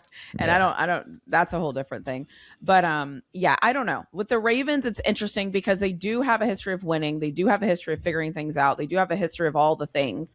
And they do. And I'll give them that. And so that's why for me, I'm like, maybe they see a bigger plan on some whiteboard that I just cannot see it. I'm not understanding it. I'm not sure where they're going right now. Yeah. So, and they don't even want to have talks right now with their quarterback to sign for another contract. So that's why I'm just like, I don't even know what they have going on right now. They better figure out that center thing. That's all I look at. I'm like, The center thing is huge to me. I know y'all brought this one in, but that ain't what left. That's all I know. It was the one guy, like I watched like 3 or 4 different Ravens like just shows. It was the one guy they all were like, if we keep anyone, we need, and that didn't happen. And I don't, and I think too, like I said, I get that it's a business, and I get sometimes you can make the wrong choice and you can go back and you can kind of correct your decision. Who talked who into giving up 2 first-round draft picks, and then who came back and told who that was ridiculous? Like that whole decision-making process, honestly, blamed makes it me a on the little nervous. doctor or the series of doctors. I think that's a but lie. like, I honestly feel like that it leaked out, and then it was like, oh man, the Raiders got 2 first-round picks. Yep. Yeah, I think that's what happened too. And I think people were kind of like, because it was known that Crosby was having knee surgery. Everybody knew that. No, that there was wasn't no a secret. surprise at all. Yep, no surprise at all. And man. even Crosby came out and said they were in conversation, they were talking or whatever, and he said they just kind of went silent on him. Yeah. So you knew then, like, let's just keep it real, like you knew then. Yeah. So that's what I'm saying. I'm like, TaNeisha, you knew it was up. He said, I landed. He said, I'm thinking they just made this move. I'm gonna meet with the GM. So, the GM's not showing up for Max Crosby, Max Crosby, and the GM's just like hiding in the back of the office, just being like, what? I'm like, there's no way. All right, TaNeisha, there is no way that works like that when Max Crosby is there. Okay. It's so weird. It's just weird. Yeah, they do. Because we see how they treat you when you're not Max Crosby. All right. If they can do that when you're not Max, there's no way you go do that to Max. All right.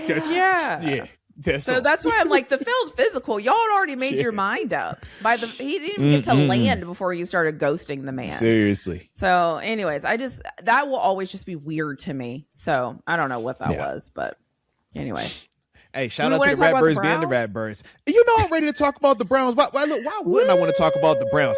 TaNeisha, we know this is your second favorite AFC North team. I don't even know why you be trying to play like this, all right? So we're going to start right with you, all right? I'm gonna tell everybody what they've done, okay? The people that they've brought back, and then after that, we're going to turn the floor over because, like I said, TaNeisha, when she's not, repping that black and gold, oh, she got that Cleveland Browns in her. Arthur, give us the updates. Give us the updates of the upgrades that the Browns have made for Shedeur Sanders. Lay it on us. All right. So it starts in special teams. All right, they brought back Corey Bajorquez. Shout out to my dog Corey. Okay, they brought him back. Shout out to the re-sign of the punter. You need a good punter. Okay, every team needs a good punter, and they got one in Corey. All right, shout out to Corey right there. But then after that, some of the work that they did. And they were actually really busy. Now, I can't wait to get into the nuts and bolts of this, but Tylan Wallace was one of the receivers that they brought in. Jack Stoll was another tight end that they acquired. Shout out to them also being in the trading market. Traded for Titus Howard from the Houston Texans, traded a 2026 fifth-round pick for him, and then gave him a 3-year, $60 million extension. But he's been in this league for a while now, like I said, down in Houston. Re-signed Tevin Jenkins. Obviously, we know he was drafted. What's this? I think 4 years ago now, 5 years ago now. It's crazy to see him actually being this far in the league now, man. Shout out to Tevin though. All right. Next up, they brought Zion Johnson over from out west, out in LA. Excuse me, on that one, man. 3-year, $49.5 million contract extension. Lord have mercy. It pays to be offensive lineman. I'll tell you that. Shout out to offensive lineman. All right. If y'all don't like big offensive linemen, man, this ain't the show for y'all. All right. Shout out to offensive linemen and Cleveland offense. I'm seeing Cleveland guards. Shout out to this, bro. I like what we're going right here. All right. Elsden. Now you see why I'm excited. You see it, right? Elsden Jenkins. I hate the fact that I like him. Okay.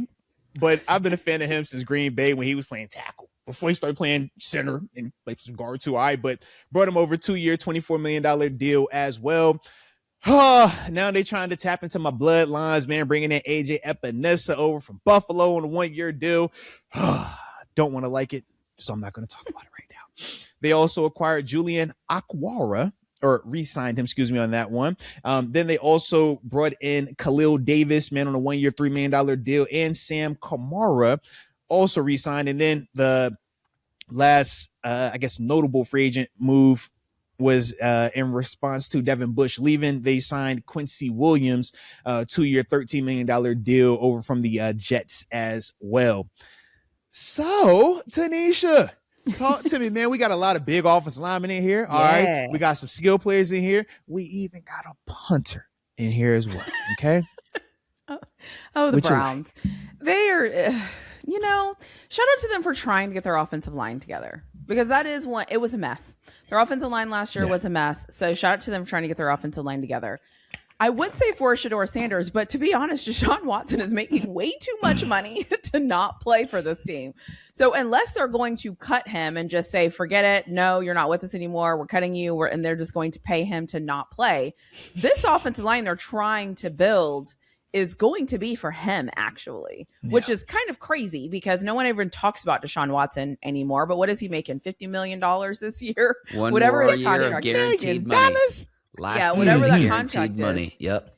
Yeah. So the Browns, what pickups did they have that I liked? You know what? They have Shedeur Sanders. So I'm just going to leave it at that because I don't know. I just don't know. But their offensive line, they're working on building it. I thought it was interesting they didn't sign back Njoku. David, is it Njoku? Njoku? The tight end. That was weird to me. But again, it's the Browns. Nobody ever really knows what they have going on. Nobody really ever knows what they're doing. And to be honest, they probably have the lowest expectations of the NFL, which kind of isn't fair. I think that's a luxury that they can just kind of do whatever. But I think the Browns are going to focus on their draft this year because their draft picks is where they're at this year. They have a ton of draft picks to really make some things shake if they choose to. And I thought they did a good job in the draft last year. So I am fascinated to see what the Browns do in the draft, more so than I am this free agency, in my personal opinion, mainly because this free agency, I'm like, I just think they rebuilt their offensive line. They're trying to, and I love offensive linemen. Everybody knows that here. So shout out to that offensive line. Yeah, I think that's where this conversation is, because the Browns went into free agency with Joel Bitonio, who I believe is still out there in free agency, Jack Conklin, Joel. Ethan Pochich, Wyatt Teller, Cam Robinson, Tevin Jenkins. They were all on the open market going into free agency. Losing Wyatt Teller to the Texans, that's the dude along the Browns line who is a mauler up front. Nasty player if you actually pop on the tape. And it's like, I know this was several years ago, but when Nick Chubb was doing his thing in Cleveland in running the ball, a lot of times it was behind Wyatt Teller and what he's able to do at the guard position in the run blocking game, where there's just a ferocity that you can't coach. That loss, to me, when he was at the top of his game, is to Houston's benefit. I really liked Wyatt Teller, and again, maybe it's just because I love popping on the tape, and it's like, whoa, who is that dude just mauling other dudes on the offensive line? But that was really the big thing for Cleveland, and that's what they have to try to get right of. Like, when Cleveland had success, it was being able to control and play that AFC North style of football of late in the season, we can control the clock with the running game, control the football, and then play stout defense.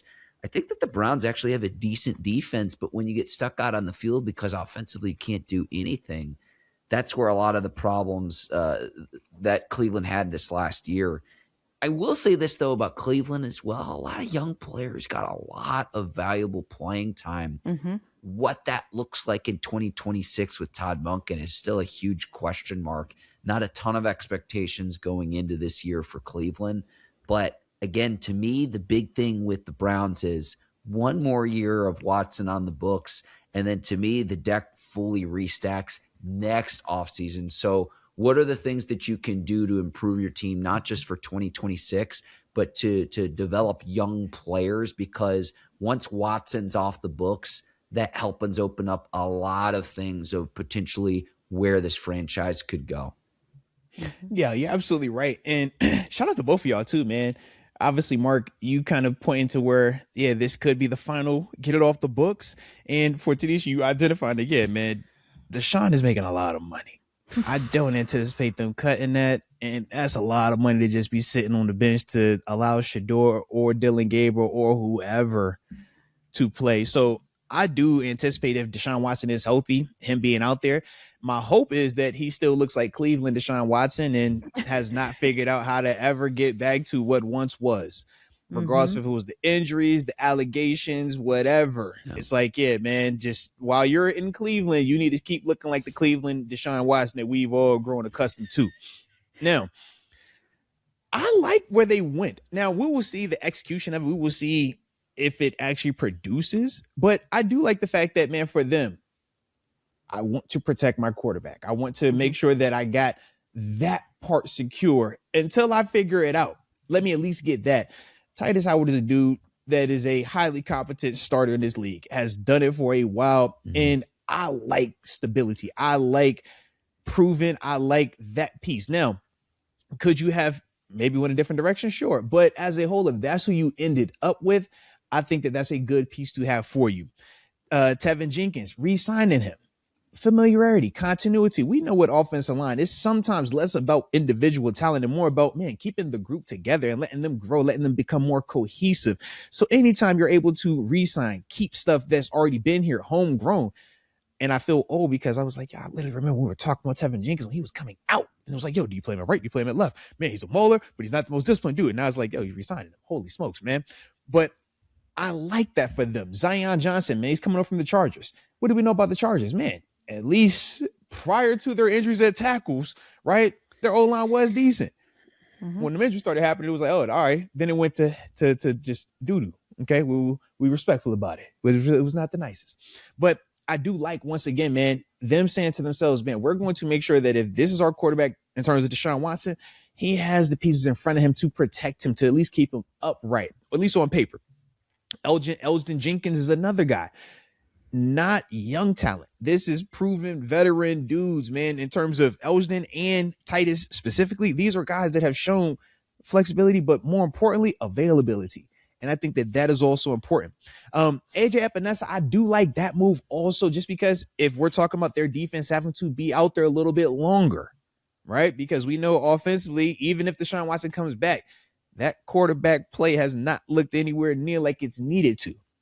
You're going to be asking a lot of that defense. AJ is just a good player, good starter, man. If you want to have him as a rotational dude, he could play the run, more of a run dude versus a pass rusher, right? But quality player as a whole. And I think that that's important. The same with Quincy Williams.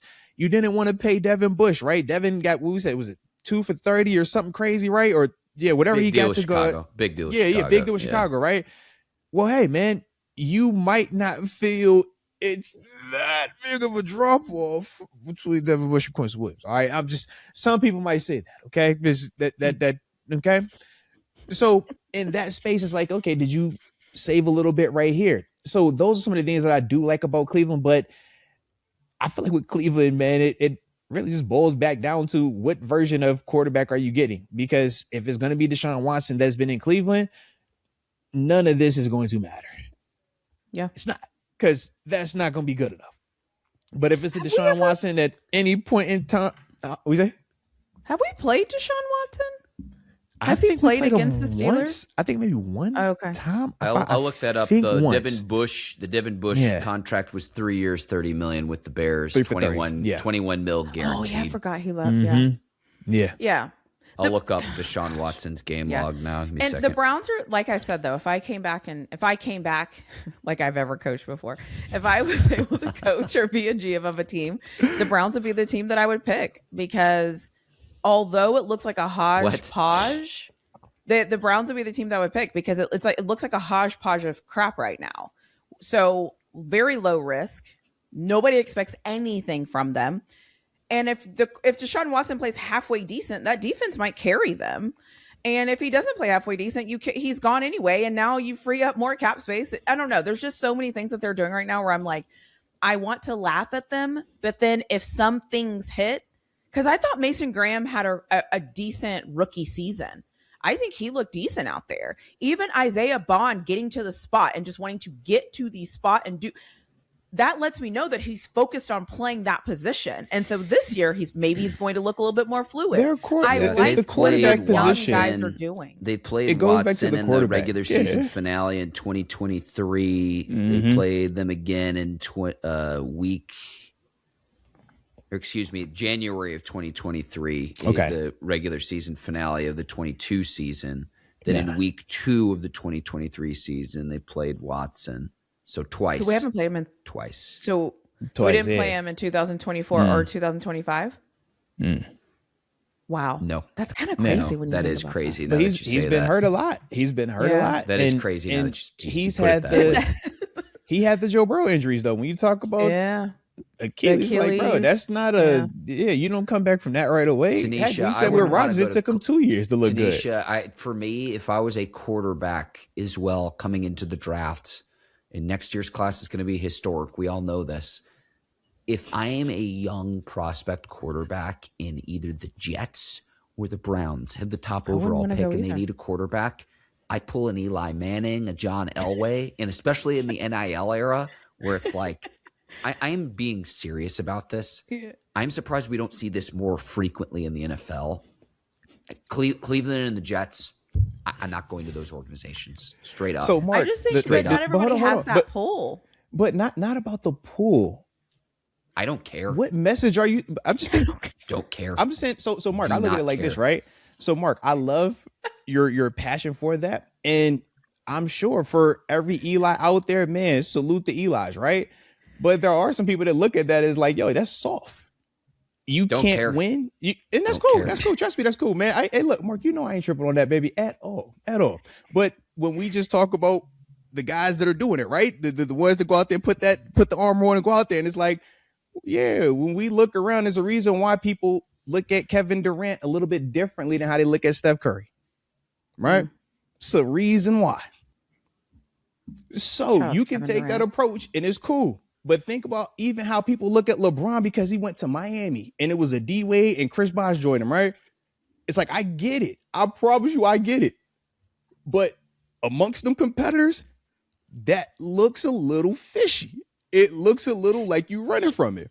Because if none of us can control, because this is the thing, none of us get to control where we're drafted. If that's the case, we would all pick, I'm sure, a little bit differently, right? So if we're all under the same, we come in this thing and it's the luck of the draw.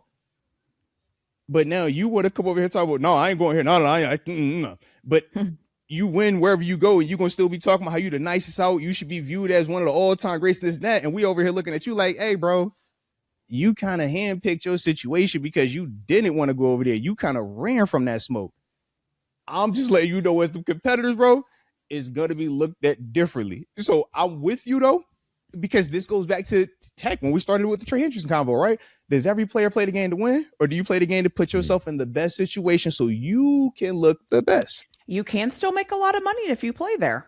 You see it? You can make a lot of money. Right. I mean, but it's like, yo, do you want to look? So, but these are some of the things that I just think that you have to ask yourself, right? Yeah. So if you're one of those guys, are you okay with living with that? Here's not everybody wants to be like Kevin Durant right now. With Cleveland specifically, I look at when it's been best over the last 30 years. The quarterback who brought them to their first playoff win in 30 years. What was it? Was it 92 when Baker beat the Steelers? Their previous playoff win, I think it was 1992. People can go back and fact check me, but it had been about 30 years since they had won a playoff game. Then the next year, he plays hurt with a freaking shoulder harness. No, let's run him out of town, and then let's bring in Deshaun Watson. The highlight of the Deshaun Watson era has been when Joe Flacco took over the team and rescued that team, and Stefanski won Coach of the Year, and they are able to go into the playoffs, and they don't perform once they're there. If I'm advising a top-level quarterback coming into the NFL, say, oh, yeah, you want to go to that franchise that ran the dude out of town who had brought you your first playoff win in 30 years. That's an entire generation. Arthur, what I'm saying, you could call it soft, whatever. I don't care. No. When it's everything you're saying. With the Browns and the Jets, what I'm saying is if I am a top-level quarterback coming into the league, I'm just saying I'm surprised we don't see players pull an Eli or a John Elway more often, given how futile those franchises have been. And again, I'm talking about Cleveland and New York. I'm surprised we don't see it more often. No, I love all that. I would just ask, though, just for history purposes, when they made the decision to move on from Baker, what was Deshaun Watson's NFL reputation at that point? Not post, because it's a lot easier to look at this move and judge it after the fact. But when they made that move, that was the right move. Everything that led up to that date, that move, no, baby. If we're talking about the player, I'm with both of you. Where I am like, and this is not hindsight, to me, and perhaps Cleveland wouldn't have gotten him had they not done this, it's the guaranteed money that they gave him. Now, we know what you're saying is true, Arthur. We know what you're saying is true. Because Atlanta wanted Deshaun. The Carolina Panthers wanted Deshaun. I'm sure there were a few other teams. Those are two teams that I know also wanted like Deshaun official Watson. Record, like, yes, we're in there heavy. So perhaps that's he doesn't go to tax. Cleveland if not for the guaranteed money. So that's also the tax. Yeah, that's no different. If we're going to try to get Joe Burrow, it's like you have to overpay for the proven. TaNeisha, he led the league in passing yards the year that they made the move. TaNeisha, what did you say? I said they paid the Cleveland Browns tax because that wasn't like the best situation. Yeah. So Moat says all the time, if you're going to get me, you got show me something a little bit, but show me something more than anybody else is showing me. And they said, fine, we'll guarantee it. But the Brown, I just don't understand how the Browns, I just don't get it. I think I just don't get it. It's like, I don't know. The franchise is in influx. It's influx. It's ownership. But then, I mean, the next thing too is potential stadium relocation as well. I mean, that's Maybe that will help. Or it could hurt. I mean, it's just the direction and the lack of stability, the lack of knowing where they want to go. And the Baker Mayfield issue, even before Baker, remember how Baker even got the opportunity. It was, man, we want you, Tyrod, because you're the guy that are supposed to come and help this out. Then they do the crazy lung puncture thing, and then that opens the door for Baker. So it's never looked like they are 100% on a quarterback up until they did with Deshaun Watson. And then he gets the allegations, the hurt, and then it just keeps going downhill. Baker's ability to process. I remember when he got inserted into the game, his decision making was just so much quicker. And there was something there where I go to. So what the common denominator has been in Cleveland this entire time, because I don't think Stefanski's a garbage coach. I actually do really like their GM, Andrew Berry. To me, the common denominator is the Haslams, the owner. When they brought Watson in, this is not revisionist history. This is the honest truth. They have a press conference with all of the allegations when all that was beyond a sports story. That was a news story with all the allegations against Watson and the lawsuits against him. They bring him in for the introductory news conference with Watson, with Kevin Stefanski, and with Andrew Berry. Jimmy and Dee Haslam were not there. They were off in Europe, and they did a separate news conference. Now, I give them credit for meeting with reporters, but not to have that continuity where everyone is in the same room together tells you everything that you need to know about the Cleveland Browns organization. Especially for a deal of that magnitude. Amen. Yeah, it was $230, right? The money, the guarantees. That is a franchise-changing decision. And like you said, Mark, to not see 100% cohesiveness and continuity within the front office, but heck, let's not keep the revisionist history, right? Let's keep it going. What did we just see with their draft this past year at quarterback? Yeah. Dylan Gabriel and then Shador. And then it's like, okay, this coach looks like he's happy, but he's not happy with this player. The GM doesn't talk about this player, but he wants to talk about this player. Their decision-making top down continues to be the issue. And if that's going to be the issue, I mean, they're going to continue to get into where we are right now with them. Eh? I was laughing when Gabriel got drafted before Shador. Like, I watch a lot of college football. Dylan Gabriel put up some crazy stats in his 3 stops: UCF, Oklahoma, Oregon. But to say he was better than Shador, I just fundamentally, like, full stop. But then the fact that the Browns also still drafted Shador later on was just so weird. Crazy to me. They were the Atlanta Falcons. Mark said, fundamentally, how do you make this move? Fundamentally. Mark basically said, "You idiots! What did you see? That was stupid." But I'm not going to say it that way. That was really respectful. That's why you got the Emmy over there, bro. That was super respectful right there, man. It was respectful. I'm trying to be professional, Arthur. I'm trying to be professional. Yeah. Good. See, shout out to you, Mark. Mr. Professional. Yeah. I love that for you. No. I love that for you. No one will ever say that about me. And that's okay. I like to keep people guessing. TaNeisha, you're the one with the PhD, though. Don't sell yourself short. Facts. Yeah. Big facts. Come on now. It's levels. But with Cleveland, it's like Cleveland, there's times where it's like, it's like the crazy pills theory where it's like, am I the one who's crazy here? And it's like, no. It's just like, this is the decision making for an NFL franchise. What? But it goes back to like that, like some teams, I feel like some franchises are like, are you here to make money or here to win Super Bowls? Like, is this like your pet project? Like, what are we doing? Because these people have so much money. Talk about it, Mark. I was literally about Let's go down that rabbit hole. And I say this. I say this. When I started my career, I'm going to put my reporter hat on for a second. Yes. What do the Haslams own? Pilot Flying J, right? It's based in East Tennessee. There's an FBI raid where I have done reporting on in my career of Pilot Flying J when you go there, skimming more money from your credit card transaction and them pooling money around effectively to where several Pilot Flying J employees got charged and indicted, including Haslam's right-hand man of the company. So you're saying he has no knowledge of what's going on? You can look this up. Pilot Flying J, FBI raid. You can look this up in terms of what actually came of that.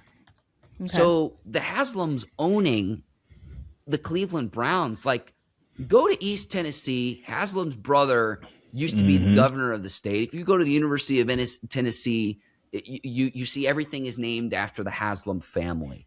So it's one of many different endeavors that they have. They still got the Bucks too. You have your right-hand man of the company that you own who is part of a criminal charge as part of an FBI investigation. Tells me everything I need to know. Like, and this is stuff you can look all this up. I promise you, all of this is true. And I don't want to say, what actually came of all of that. That you can Google. This is a football show. But in terms of your question of, is this just a pet project for the Haslams? Great question. Great question. Yeah. Like I said, they definitely got their hands in a lot. For sure. Yeah. So, I like it, though. In that situation, then it kind of makes more sense, honestly. Mm-hmm. And in that regard, now nothing they do surprises me. I'll be like, okay, well. If you actually turn over rocks and figure out what's happening, and hopefully we can provide some insight of, and honestly, I genuinely mean this too, because they're a division rival or division opponent. If you don't think they're on the same level of the Pittsburgh Steelers, I honestly feel bad for their fans. I'm serious. They're lovely people. I'm serious. I am being like, do you think a Cleveland Browns fans is like, yup, and now I'm going to have to root for Deshaun Watson to try to have success with all the allegations that are out there against him and the lawsuits against him. Like especially if you but then don't agree with that behavior. It reaches a point where it's like, do you really want to spend your time, effort, energy, and money supporting something like this? Yeah. And so I don't know. I'll land there. I got to keep it professional. Here. Yeah. Good for you. All right, look. Well, I should have some compassion for them. My heart ain't big enough just yet. I'm sorry, Mark. I love the fact that they're struggling after living the life that I've lived when I first came into this NFL. Oh yeah, I love to see you struggle. Oh man. In fact, can you go 0 for 17? I want to see you do an 0 for 17 next. All right? If you got that in your system, if you got it in your heart, okay. Some would argue that that's just as impressive because of the statistical improbability. Yeah. Seriously, is running the table and going undefeated. So I mean, if we again, like if I'm taking my crazy pills and we're talking about the Brown in a role reverse world. Oh, but this is the only problem I have. Shout out to the Browns. Which 0 for team or which historically bad team is cooler? The Browns or the Lions? Because I personally like that Lions team a little bit more than I like that Cleveland team. Hang on. The one thing, I'll advocate for Cleveland here. They had a parade, Arthur. They did. They had a parade in Cleveland in the dead of winter. They had a parade. But I think the Lions fans, it was epic, were more pissed. Like, they were embarrassed to the point to where it was so funny that it was like they gave us comedy. I feel like the Browns fans kind of sulk because they're like, we suck, we're so bad, it's so embarrassing. They try to talk trash and they can't. And so I think proximity matters here too, where they're surrounded in their division by a bunch of good teams. Yes. I felt like the Lions were just like they were embarrassed. They were actually like, this is embarrassing. TaNeisha, to your point, I just imagining the paper bags over fans' faces, and then, but also like think about historically with the Lions. Historically, that Thanksgiving game is Detroit's Super Bowl. Always. That game. I think the Lions could win a Super Bowl, and it's like, well, did we win on Thanksgiving Day? Because historically, how bad they've been. Yeah, I think, and even what's funny, now I'm going to make fun of Lions fans. I'm sorry, everyone. Now Lions fans act like they're like the cream of the crop, and they're like the it. And I'm like, do y'all forget where y'all came from? Like, give me like. I mean, okay, granted, we've your seen new how coach Lions is fire. fans do it. Lions fans will put the funny hair on. Yeah, I respect I respect your coach and everything, but like, can we stop acting like y'all are like the Kansas City Chiefs now? Like, you guys are still the Lions. Like, nothing Nothing's really happened yet. I'm just saying. And they might have missed that window, in all seriousness. They might have missed their window. Yeah. Yeah. Maybe. We'll see. I mean, like, we'll see. Time will tell with that. In terms of like getting all. And haven't, they have already paid Jared Goff his $200 million contract. Yeah. Anyways. Yeah. Well, I'm still picking the Browns in terms of what the more epic winless team is and how we define epic. I leave that to you, the listener and the viewer here on the Arthur Moats Experience. Yeah, that could be our question. That could be our question on the tail end of this. Did you enjoy or how should we ask it? Did you enjoy, which team for you was more exciting to see? The Browns for whatever it was, or the Detroit Lions for who gave you the more memorable put it in the comments. Suck? You know? Who gave you a more memorable moment? Was the Orlovsky running out of the back of the end zone for the safety? Was that the winless season different? I don't know if that was the same season or if I don't know if it's the same season or not. Great call. I don't know if it's the same season. Yeah. When I think of just bad because they've had some moments. When I think of bad Lions teams, it's like that. Just play that on loop. And I mean, shout out to that's the Orlovsky. homie too, man. I feel bad, man. That's the homie. He cool dude, man. But look, he's a great analyst. He's a great analyst. By the way, I just Googled it, and it said one of the worst plays in NFL history saw the Lions quarterback Dan Orlovsky. Chill on my dog, man. Chill on my dog, man. I am dying. That is so good. And yes. It was during his first career NFL start for the 0-16 Detroit Lions. Wow. Dang, God. That's bad. He ran out of the back of the end zone on October 12th, 2008 during his first NFL career. It's funny. I remember all of that. I just never knew that was his first start. I never knew that. That's tough. That is a tough first start. Like we all make mistakes. We all have bad plays. Before to be your first start, that's tough. That hurts. And then the Viking. And then what's crazy for those people that don't know, the Vikings ended up winning 12-10. Oh, that's sick. That is sick. Oh man. You can't make this that sucks. You can't make this Oh, you cannot. That's a lot. That's a lot worse than I thought. Hey, that's a lot worse than I thought. I've said this on social media. This is why hour 2 of the Arthur Moats Experience. For those who stick around, hour 2 is always better than hour 1. Oh my gosh. Can you imagine? By the way, okay, you guys can't see this. By the way, if you have no idea what I'm talking about, if you Google the play, he didn't even know he was. Yeah. Oh, no, he was locked in. TaNeisha, you could argue it cost them the game. They could have at least tied. I mean, come on. Those 2 points. Gosh. Those 2 points That they could have tied. That's a tough that one. For your first start, that's tough.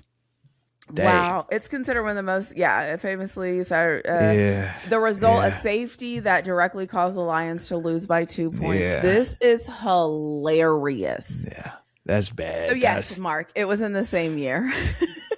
See, I feel like this adds on to the Lions case for the most suckiest of all sucks, because that is a iconic, memorable, worst. You said that happened in 2008. It's 2026 now, and it still hits. It still has like a I gotta go back and look at that Browns time, man. But can you imagine being your first game? Imagine your first game, Moats, and you get a sack and you run the other direction with the football, something that's there. I can't even fathom it. I had to think basketball. I'm like, okay, that's me getting the ball in basketball and scoring on the wrong goal, and then we lose by 2 points. Right. So, it's but for that to be your first one, your first game. Because you have nothing to say, look, guys, this is not who I am. Look at my track record. You cut all your track record right now, and your track record says you run on the back of theirs, or you lost the game, bro, because we lost by 2, and you gave him the 2 points. Hilarious. So that's tough. And Dan's a good guy too, man. He doesn't have Shout out to Dan. Hey, shut up, guys. We're gonna do it that ain't there. So that's tough. That's tough. I feel Shout out to Shout out to Dan. the Lions, man. All right. If you're going to suck, be the most suckiest of all sucks if you're going to do it. Part of all right? history. You see it, man. Yeah. Iconic. Yeah, and you It's made Googleable. history in that season. With the one thing too, I'll go back to Cleveland really quickly.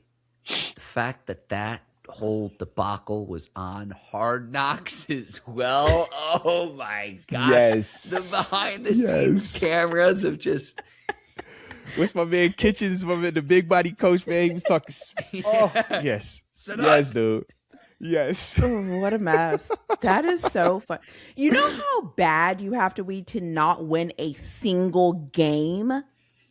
Like, with all professional players. with all professional. It doesn't make sense. It's not college. It's not a community college versus a Power 5 or a group. No, we're talking these are the collectives of all the best in the world. Is like, hey, you're going to be on this team versus this team. And for them to not win a single game in 17 attempts is nuts.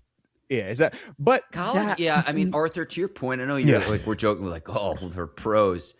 College, you could understand because, I mean, especially like back in the day, like 10, 15 years ago, you look at like the roster that say like an Alabama would get compared to some of the early season games that the other school that they're playing is literally getting paid to be an easy win on the schedule. Be the turkey for Thanksgiving. Correct. We're paying you to be the turkey. The NFL, just with the parity of the league, it's like there are teams, don't get me wrong, there's other teams that are more talented than others, but it's designed to have at least some level of parity, whereas college, it could be like, we could just have way more talent. The NFL is not designed that way, so to go winless is, man, brutal. Shout out. And I think that's partly why I'm still like getting used to this parity at the collegiate level. I'm like, I like parity at my professional level. I like just, consistent dominance at my collegiate level. That's what I've been more accustomed to. So this is getting new right here, man. But shout out to Wait, parity. did the Browns go 0-16 and then go 1-15? Yeah, they went back to back. Yeah. Yep. Their 2 year span was trifling. Look up Hugh they had Jackson. a trifling 2 year span. Yes, it was nasty. I will say the thing that they got from that is then they were able to draft Myles Garrett. So maybe that's the I mean, they still obviously. When did Detroit get out of that? Because I thought Stafford was already there, wasn't he? He was just hurt then. So what would that Stafford have been? definitely was already there. That was 08. Stafford was there, right? 2009 draft, Detroit Lions. Yeah. Draft pick. Let's see. Because Calvin is already there. Actually, that got them Matthew Stafford. Oh, okay. There it is. I was like, yeah. They're in the 2009 NFL draft class, headlined by number 1 overall pick Matthew Stafford. Shout out to Stafford. So who was the QB went before Orlovsky then? If that was his first start in Detroit, who was not Batch? Batch is gone by now, and that's not Thad. Did Culpepper go to Detroit? Am I 8. making that up? So they had no, because Culpepper was Minnesota. Dante Culpepper. They signed Dante Culpepper mid-season, and then they had John Kitna. I was like, that's Kitna used to be the homie in fantasy football because you would turn on the TV, Detroit would be on Fox. Whoever Fox's like C or D broadcasting team is, and I'm not trying to make fun of any of the Fox broadcasters, but Joe Buck is not going to Detroit unless it's for Thanksgiving Day. Right. You'd flip it on. The Browns would be down 14-0, 5-10 minutes into the game, and they'd have Kitna drop back and throw it 50 times in the game. So he'd get his 4,000-yard season. And so Kitna would light it up in fantasy because they had to pass the ball so much because they were I swear, anytime I used to turn on the Lions back in the day, they were down 14 points. It seemed like every single time. And their fans have forgotten that. Like they think they're like the pinnacle. I'm like, you guys. Yeah. So they had. It was Kitna. It was Kitna. Oh my God. So who else was I'm going to read this. I have to read this to you because you'll understand. So Dan Orlovsky, seven starts. Dante Culpepper, 5 starts. And John Kitna, 4 starts. However, Orlovsky, who played in 10 games, is particularly remembered for accidentally running out of his own end zone for a safety. That's the whole thing. That's a tough claim to fame right there. Oh my gosh. The whole thing. Yeah, so they took time to add that sentence under the other guy's Love starts. it. That's Super how memorable. impactful. Arthur, this is how you know how I'm a football sicko. The fact that I know that Culpepper had played in the division, but after he left Miami, the fact that I remember Culpepper played for the Lions. I want a Dante Culpepper Detroit Lions jersey. And, just in time for the festival season, Detroit legend, Dante Culpepper. The fact that was somewhere in the ether of my brain is honestly kind of crazy. I love it, sick. man. It's sick. I love it. I love it. I only remember him playing for the Vikings. That's funny. No, saying I remember Vikings and it's mainly the Vikings. Yeah. Before we wrap, because I know we're up against 2 hours, I did want to have story time with Arthur Moats. Oh, what you We're got for into the Final Four right now. I'm just wondering what your best March Madness story is, and you can take that in any direction you want. When you think of March Madness, what's the story man. you think of, no, this Arthur? is easy, man. I think of two things when I think of March Madness right off the dribble. Kemba Walker dropping that man and hitting that with them J's on. He had the 11s, Brad's 11s, if I remember correctly, and he actually did in the 12s. And then Shabazz Napier is also, man, both of them, man, UConn dudes. Like I said, I love Blue Bloods, okay? I love rooting for Duke. I love rooting for UConn. I love rooting for UConn women's and men's, okay? I love all of that. But for sure, like, I think of those teams, man. I think of the Emeka Okafors of the world. I think of the Dagon DeJuan Blairs pulling on my man Hasheem the beat when I think of all that. So I don't know if all that happened Final Four-wise, but in my mind, all of that's like in the Final Four. And then I just start like throwing up the hodgepodges of like, man, I remember freaking watching Melo when he came out there with them braids and that headband on that Syracuse orange. Like, Lord. And he had some fire white noise shoes on. I was like, yo, this is clean. Like, I think of those moments, Do you remember where you were watching those games at all? Ah, man.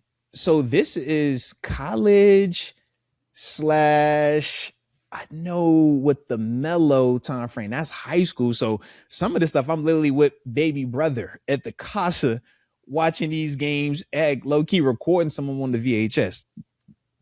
Do you know what I'm saying? So for the time frame folks out there, all right? But yeah, I think of that, man. But those are my moments, though, man. And like I said, as a competitor, I just love sports, man. Like, I got VHS, or I used to have VHSs of Chris Paul playing at Wake Forest, right? Just because, like, these were moments.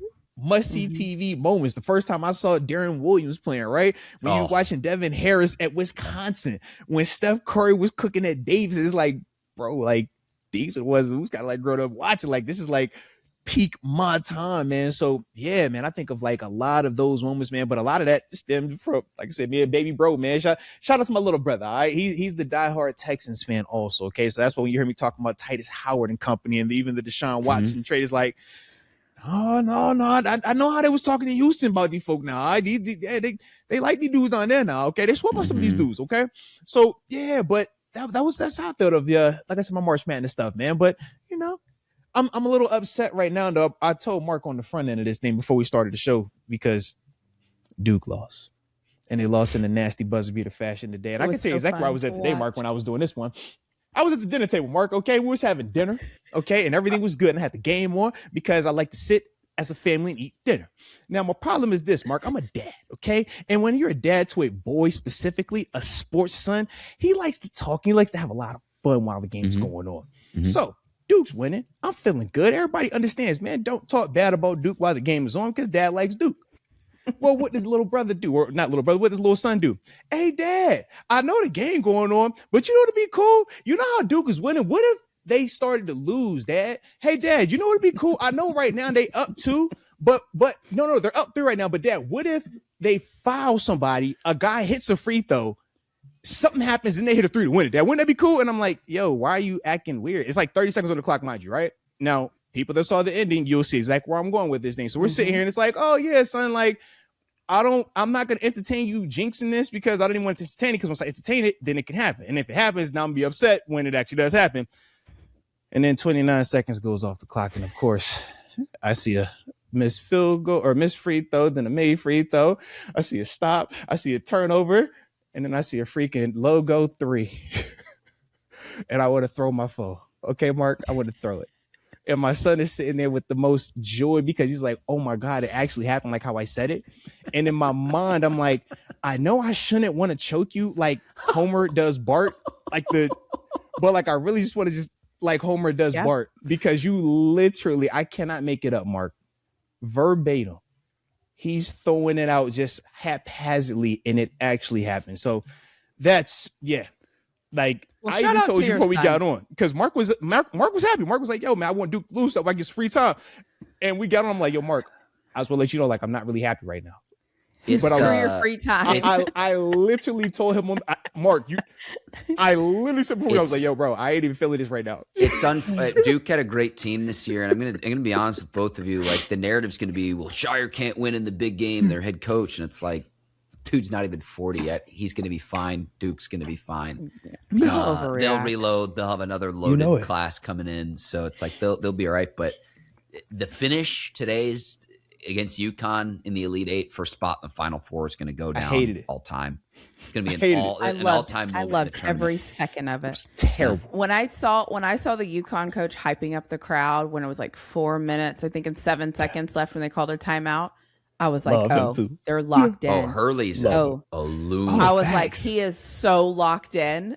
Like, Hurley, that whole family. I mean, Bobby is a two-time national champion. Their dad is one of the greatest high school coaches, probably the greatest high school basketball coach of all time, the old man. And there's a great book about his endeavors of how many Division I athletes he's coached, how many NBA players he's coached. It's a great basketball family, but today's game is going to go down as all time. I mean, Arthur, you mentioned Darren Williams. I remember watching that Illinois team come back down 15 in the Elite Eight against Arizona and Salim Stoudemire.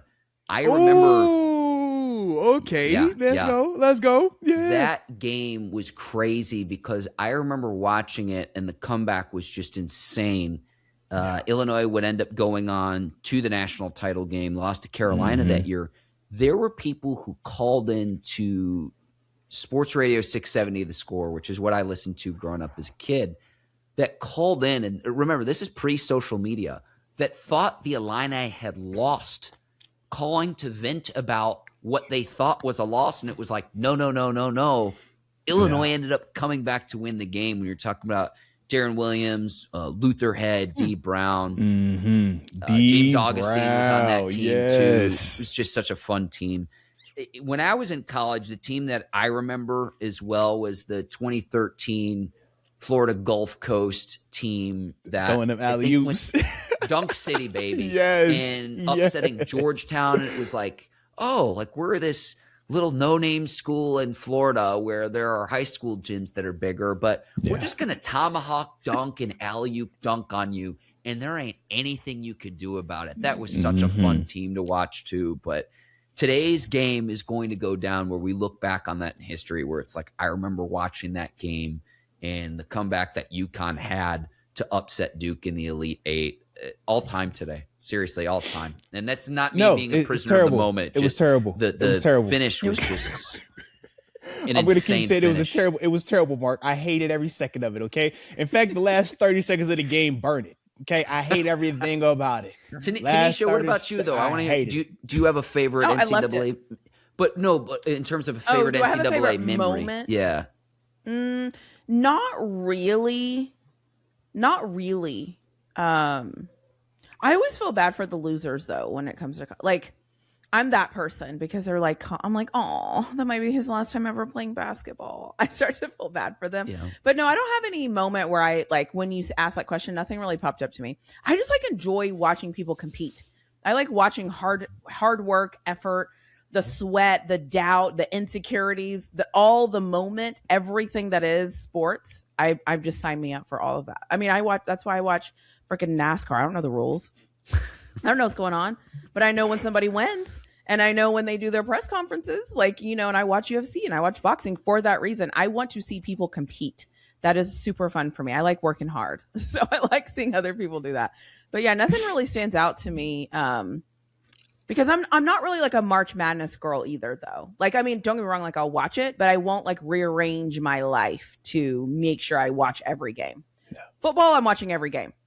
In March, I'm I can't do this. I need a reprieve. Okay.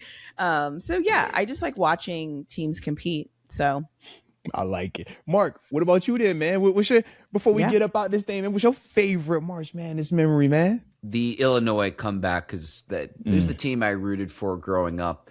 I tell you what, too, being on the other end of that as well, I'll tell you guys a quick story.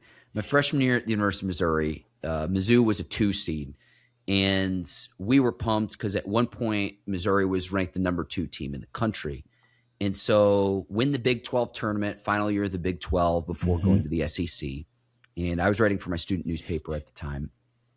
And I used to have to submit a column by 4 or 5 o'clock on a Sunday, and we wouldn't go to print till Tuesday. So it was really hard to write something that would hold up over the course of 2 days. So I told my editor, I was like, I need to watch the selection show. I'm going to write my column, something about March Madness, but I need to see how the bracket shakes out to be able to write my column. So we have our big print edition come out that Tuesday, and the University of Missouri, we have all this huge spread about how Mizzou's poised to make its first Final Four run, and they've been to a few Elite Eights, but never have gone to the Final Four. And my column isn't printed in the special edition of the paper. I'm furious. I'm livid. Called my editor, being like, what happened? And he goes, well, you got me your column late. And I go, that's not what we agreed to. I needed to watch Selection Sunday, and I needed a few more hours for the deadline. Well, you're not respecting me, and I work hard for, and all of that. We had a disagreement, and I go, this is BS. We both know it. I'm hanging up the phone. I will never root against my alma mater. Mizzou got bounced in the first round of the tournament against Norfolk State, a 15 seed. Hey, put some respect on this. The crib. Yes, sir. If anyone really wants to, I will find the story that I wrote, the column that I wrote. My column was about how John Calipari, Anthony Davis, and the Kentucky Wildcats are a title away. Calipari is a title away from greatness because that was the 3rd different team he had taken to the Final Four. Guess who ended up winning the championship game that year? I got the last laugh. So that's I remember that when I was a freshman in college, right, for the Man-Eater, the University of Missouri student paper. I will find the column and I will link it in the comments to this YouTube episode. Shout out to you saying that game too, because that's the hometown team. I remember that game for sure. Callo quit. Yes, Lord. Yeah, and so this was also this was when Linsanity was a thing, Arthur. Yes, my dad would text me and he would call it Quinn Sanity. And it just got me madder and madder and madder. He dominated Missouri and had a nice NBA career as well. Kyle O'Quinn, man. Yes, sir. Shout out to Norfolk State, man. Let's go. You've let it go. I can tell, Mark. I can tell you've let it go. I can tell. Only reason I was everything not happens more for a furious, reason. TaNeisha, the only reason I was not more furious is the fraternity. It was Mom's weekend. Mom was there to be able to help calm me down. It's like, all right, I don't get to see my mom every day. I was pissed. Oh, I was so mad. I was so mad. That's awesome right there. And the only reason people don't remember that is Duke was a 2 seed. They also got up. I think it was Lehigh. And Lehigh, Yeah. Same year. 2 15 seeds beating 2 seeds in the NCAA tournament, just like everyone predicted. Yeah, there it is. I love it, man. All right, so we are officially on the back end of this thing, all right? Otherwise, these people going to get a 3 hour. We ain't giving them 3 hours a night, all right? So with that being the case, let's get these final words for the folk, because Mark then got us down this nostalgia path. Man, dude, that was clean. Shout out to you, baby. Shout out to you. All right, well, since we started with the lady in orange, let's end with the lady in orange first, all right? Final words. The doctor. Yeah, my final words are just like, take care of each other. Love each other. If you see somebody out in public that you really want to take a picture of, just interrupt what they're doing and ask them to take a picture. And never forget the value you bring in other people's lives. That's it. Go ahead, Mark.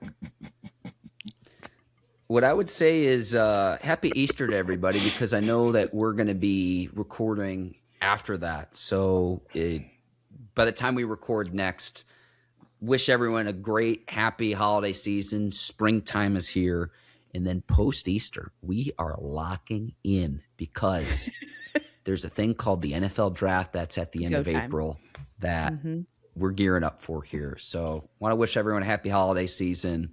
And now that we're into the Final Four as well, certainly an exciting time for March Madness. But again, I'll find this column that got printed online, never got printed in a print edition, but that is A-okay. And we're down to 4 now. Very excited for that. And we'll have a title game by the time this episode comes out, probably a week from Monday. So I want to thank both of you as well. This is always so much fun. And again, I'm going to say this too, hour 2, it's even better than hour 1 of this program. No, salute right there, man. Salute right there. So yeah, man, hopefully y'all enjoyed it because you know we did, and I always have a blast. But you know the drill. Hit the like button one time for the culture. And don't forget to subscribe either if you're new to the channel. Stay safe out there, and until next time, baby. Peace. Bye.